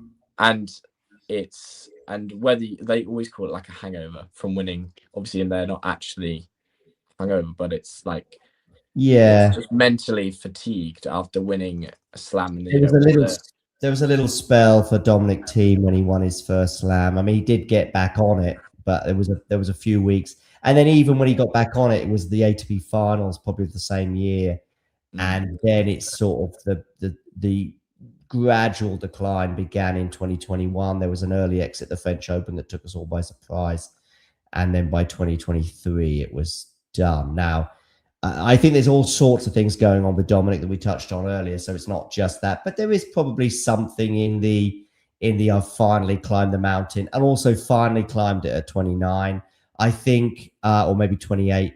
I also think so. I think age is huge in this, and that's where obviously very much in Ridder's favor. So you can get that motivation again pretty quickly. Whereas also, I think Madison Keys probably until the US Open last year was just on cloud 9. She had an unbeaten record that she hung on to for a few weeks, maybe a bit longer, from the sort of beginning of the year. I think she might have made the final in Brisbane, but not won it. But then she wins in Australia. No, she won it. She won Brisbane, did she? Did she win Brisbane, or did she make the final? No, I think she lost to Sabalenka in the final, didn't she? And then she obviously gets revenge on Sabalenka in Australia. But she was on an unbelievable run. Maybe it was one loss in 20 matches that began. Yeah, because then she won Charleston after. She won Charleston as well. Yes, so the unbeaten run comes up, explodes in a big way to Sabalenka in Indian Wells when she, I think, gets bageled and maybe wins 1 or 2 games across the whole match. It doesn't matter. She's had this unbelievable run that helped her go. But from that moment onwards, it was like, well, the rest of the year is sort of a free hit. The only exception I would say for Madison, though, was the US Open, where I've heard her say that she was a bit embarrassed to go out in the first round. And embarrassment is not linked to feeling good and feeling comfortable and not caring. You're embarrassed. You're embarrassed because you care. So I think she wanted to show a bit better as a Grand Slam winner. Kirit here saying ATP should give Medvedev a huge fine for his behavior. We'll come to that some other time, Kirit, because I want to stick with Kostyuk and Andreeva. There's a very peculiar, I'm not going to go too heavy on it, but a slightly peculiar tweet here from the Cincinnati Open Twitter. They've got Mira Andreeva defeats Chen. living the dream, it says, and they've sort of got her in the clouds. It looks like. I guess Cloud9 kind of like. I mean, Cloud9 is winning a slam, or Cloud9 is playing the best tennis of your life, or beating Janice Chen in straight sets and reaching the round of 16. All respect to Janice Chen, but yeah, but it's a strange one, or is that just a? Is that? I mean, living the dream, I guess, is what No, it's about. I think it genuinely looks like that's a photo of her playing on court, and then they've just put a cloud over the top of it. I mean, they've done something to it. It's not like a natural thing, is it? No. I mean, they're not playing on a mirror, are they? So, but I don't know why they would. I don't know either. Why anyway, doesn't matter. She's in the round of 16. You're leaning Kostyuk, is that right? I am leaning Kostyuk, yeah. Okay, yeah, I find it quite tough. And I think you're leaning Kostyuk because of sort of some of their performances since, say, the French Open. Kostyuk, of course, made the semis at Wimbledon, did she? Yep, semis at Wimbledon. So obviously doing much better than Mirandreeva. Lost to Noskova. Noskova. No, she lost to Mukova. No, not lost Noskova. It was Noskova. In the other semi-finals, Goff. Sorry, yeah, of course, yeah. So she loses to Noskova there, and in Canada, she makes the round of 16, wins the first set against Iga, but ultimately goes down to the eventual champion, but no shame in that. And then obviously gets some wins against Kennan and Stevens in Cincinnati. Mirandreeva, you highlighted her form not anywhere near as impressive post French Open. How did she get on at Wimbledon? She lost in the second round. It's a tough second round, to be fair, against former champ Krejcikova. And then in Canada, she lost in her second match. She beats Pliskova 0-2, and then goes down to Leylah Fernandez in straights. Yeah, that was a surprisingly it inspired Leylah. Absolutely inspired. Yeah, true. And also at a home tournament. Yeah. I think I'm the same as you. Because of this recent form, hard court form. I think maybe if this was the US Open and it was a quarter or semi, I might be changing back to Mida because of the occasion and because of where Mida's at in Grand Slams. But yeah, I think I'm going to go Kostyuk in 3, but honestly, it's 52-48. It's, it's tight. It could be a tight 2-set win. I'd be surprised if the result is as comfortable as it was, say, for Mida at the French Open. Absolutely. That aside, I think we're pretty much in agreement there. Yeah. One more women's match. Are you okay for that? Yeah, of course. Right. Now, normally I would go for a match that was decided today, but my preferred ones. When does Schneider play Rybakina? That's that's not today, is it? It's not tomorrow. No, it is tomorrow. It is tomorrow at it's his first match on tomorrow. Oh, is it? Oh, thanks for that. That also helps me. When's Noskova Anisimova? Wait, sorry, no, hasn't been decided yet. Yet. Their day's play hasn't been released yet. Oh, I'm surprised at that. Seems that's quite. Oh, surely they would have decided it. It's 10 past 6 there, so it's probably going to be decided in the next few minutes. Tell you what we're going to do. We're going to do Noskova Anisimova. So that's that. Okay. That's that. I called Anisimova in 3 yesterday. Yeah, you did. Yeah, you did. I don't know if you saw the video or saw any of the other predictions. I didn't. I briefly skimmed through. So who do you know? What were the predictions? Can you remember? Because I know exactly. I can't remember who said what now. There's just a big jumble of. I remember it was Amanda, Zach, Brenner. Yeah. It was two more. Yeah. I know who those two were. Of course, it's easier for me to know than you. Yeah, so you have the video, I assume, right? Yeah. Or you have all the clips in your inbox somewhere. Who was it? Viola. Yeah. And me. And you, of course, it was. Yeah. This was. And it was 4-2 in favour of wins for Iala. Really? Yeah. Zach definitely said Iala. He did. I think everyone was tight. There was no one going, it's going to be a beatdown. I think maybe Zach went straight sets, but we were all like, honestly, I have no idea. But Ayala has the form. Anisimova has the pedigree. A little bit like a few other things, and we all just leaned a little bit towards the hard court form. But Anisimova winning in 3 and possibly should have done it in straights because she was a breakup, I think, in the first set. But Ayala did Ayala things. Who else said Anisimova? I think it was Biola, and you said Anisimova, and it was myself, Brenner. I'm pretty sure I'm right on this. It was myself, Brenner, Zach, and Amanda all leaned. Yeah, and all very similar sort of. Well, we need to have some sort of some sort of lean towards Ayala. Yes and no. I honestly, I find her matches difficult to call because I think she's actually, she does amazing things, but I often, there's certain ones like when she plays Noskova, I'm like, she's not winning this, and she's not winning against Noskova. But I probably didn't think she was beating Iga at Wimbledon, and she did. And then I thought she'd beat Jasmine because she'd beaten. No, I thought she would too. I thought she would too. So there you go. And that's kind of typical of where I'm at with Ayala. I'll predict her to lose and she wins, and then I'll predict her to win and she loses. Anyway, she lost to Amanda Anisimova, and I think there's some.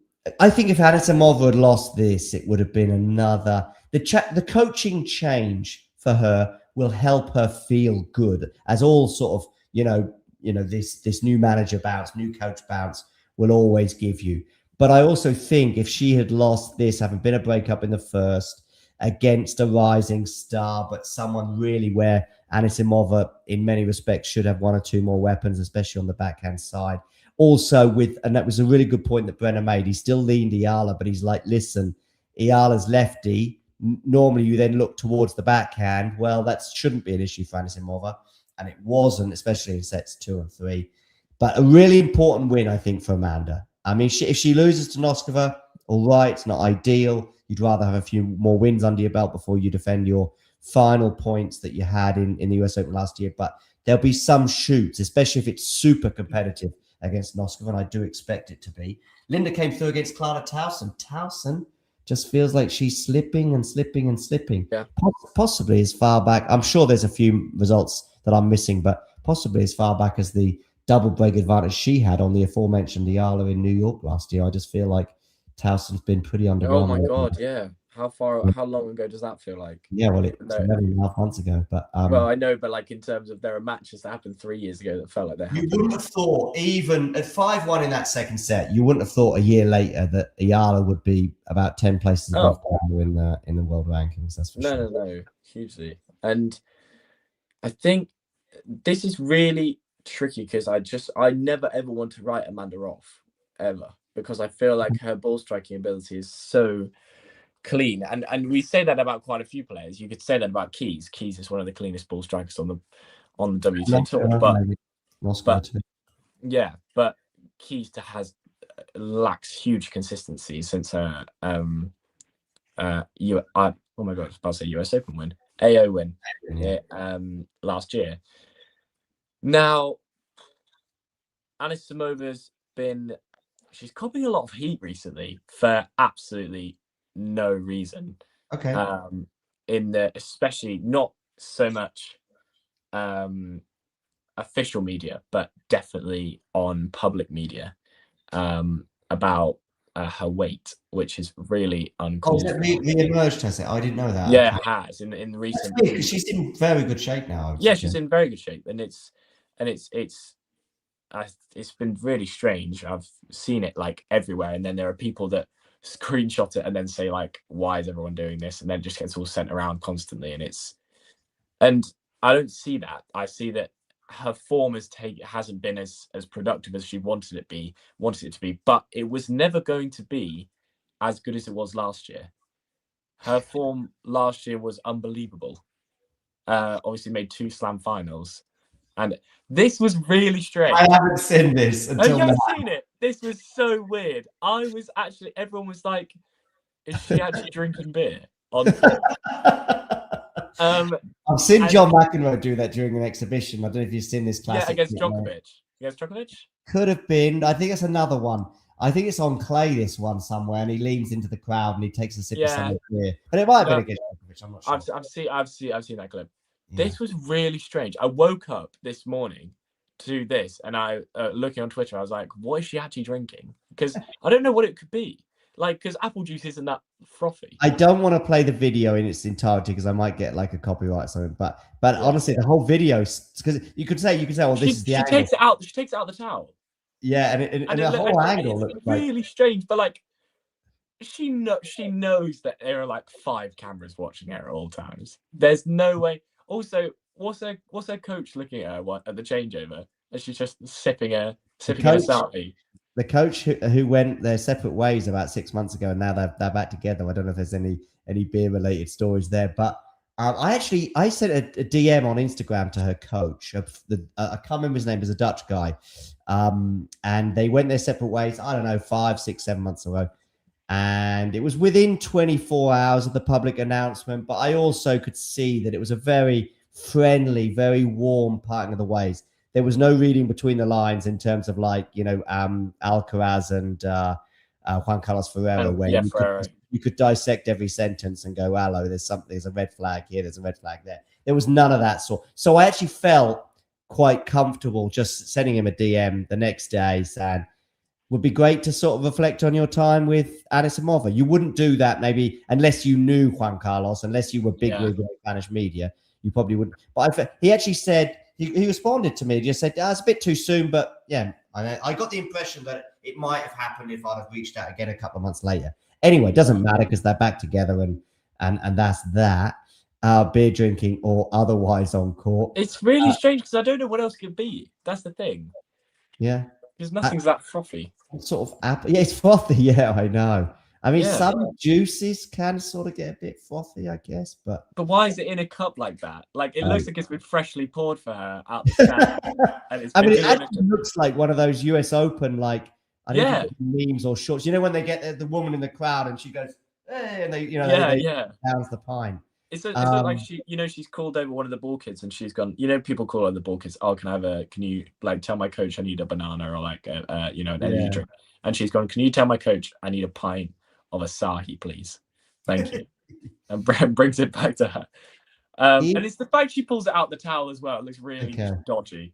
But anyway, doesn't matter. Is she going to be bringing the beer? I don't think that's even an expression. Well, funny enough, beer is a funny topic because Linda has also spoken about beer earlier this year. I think there was about 100 times that people were asked what's going on. What is it in the Czech tennis? I think probably about number 5. So it wasn't quite the most boring question in the world, but it did become a bit like mocked later on in the summer when people. Oh yes, I've seen this. Yeah. Linda sort of said something about. I think it was on Radio 5 Live where she. It's the beer. It's the alcohol. Yeah. It's the alcohol. So 2-1 is the head-to-head between these two. Let's have a quick look at where those 3 matches occurred. The last 2 have gone the way of Amanda.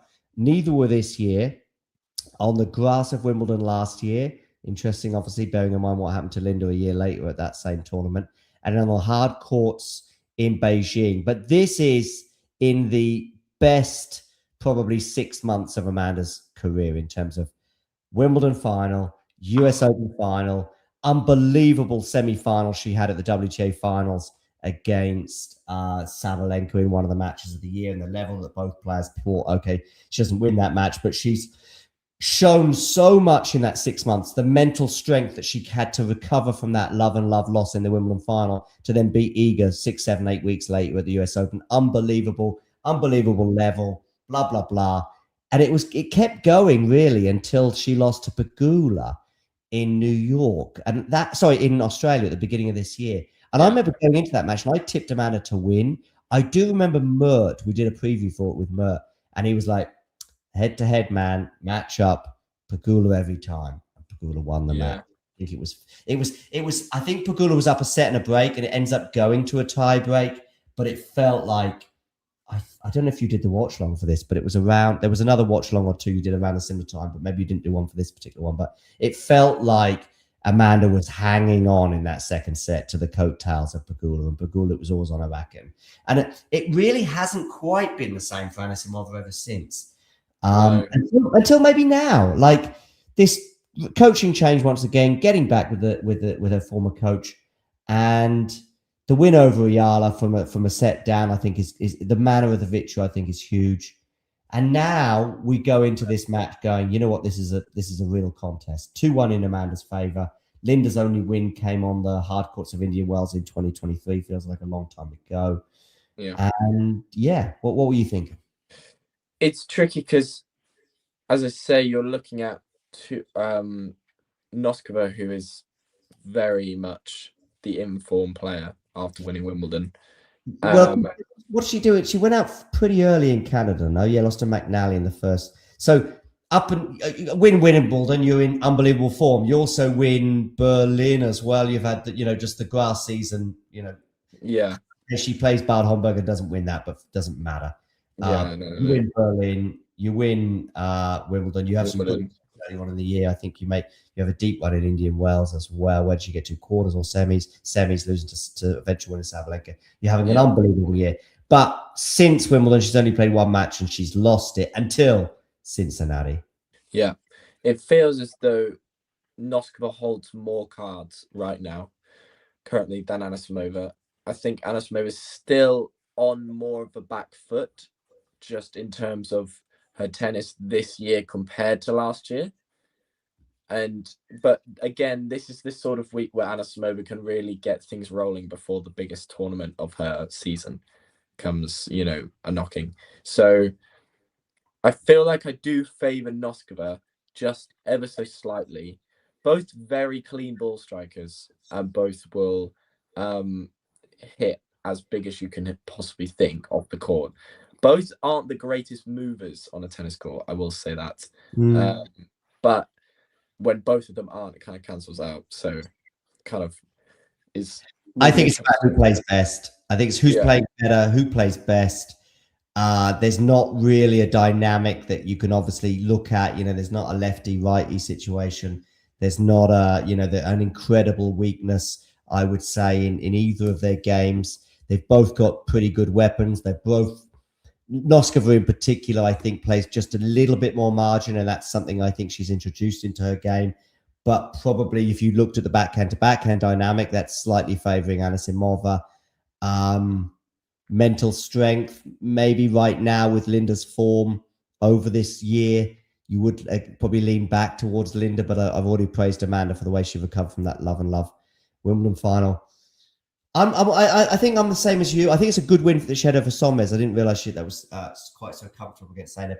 I am going Noskova, but I think Amanda's done enough in Cincinnati to show us that she can get to the second week in New York, and who knows from there. I think as long as she makes this, let's just say it's 6-4 in the third, and I do think it will be something like that, then Amanda can hold her head up high and say, look, I'm almost back. She'd have to have another deep run in New York, perhaps, to really give us, more belief. Because I thought this could have been a year where Amanda got a slam finally under her belt. I obviously don't think that now with just one more slam to go. But yeah, it's going to be a great match. I'm looking forward to it. Again, it's one of those sort of 52-48s, maybe a little bit more actually in Linda's favour. I hope it's competitive. I think it will be. I wouldn't have been so confident a month or two ago about this being competitive, but I am now. But I am going Noskova in 3 sets. Yeah, I agree. Noskova in 3. Fantastic. Red Bull, it is Red Bull. It must be. Red Bull's that colour. Oh, someone's saying Red Bull in the Red Bull is that colour. Not super. It was quite a late match. I think it started at 10, just after 10. Yeah. So yeah, someone said Red Bull in the chat, or you looked it up, or no. It said Red Bull. Oh, yeah, Red Bull. Yeah. Because I was thinking there's nothing else frothy that it could be. Yeah, that can. But like media are gonna jump all over that and be like, oh, like I'm guarantee you have post-match interview. Like the second thing someone said was like, "Were you drinking a beer mid?" Well, I hope so. Yeah, I mean, it's a huge missed opportunity if no one said that. It is. Yeah. Right. Big thanks for joining me, Dave Fergus. No worries. Thank you so much, John. And to everybody else, Oh, I need to set up an outro video. Where have you gone? I don't remember deleting you. Anyway, everybody else, I'm going to say this very slowly as I set up the outro video. The drill. If you enjoyed this video, make sure you hit that like button. Don't forget to subscribe and click that notification bell so you don't miss out on all things tennis.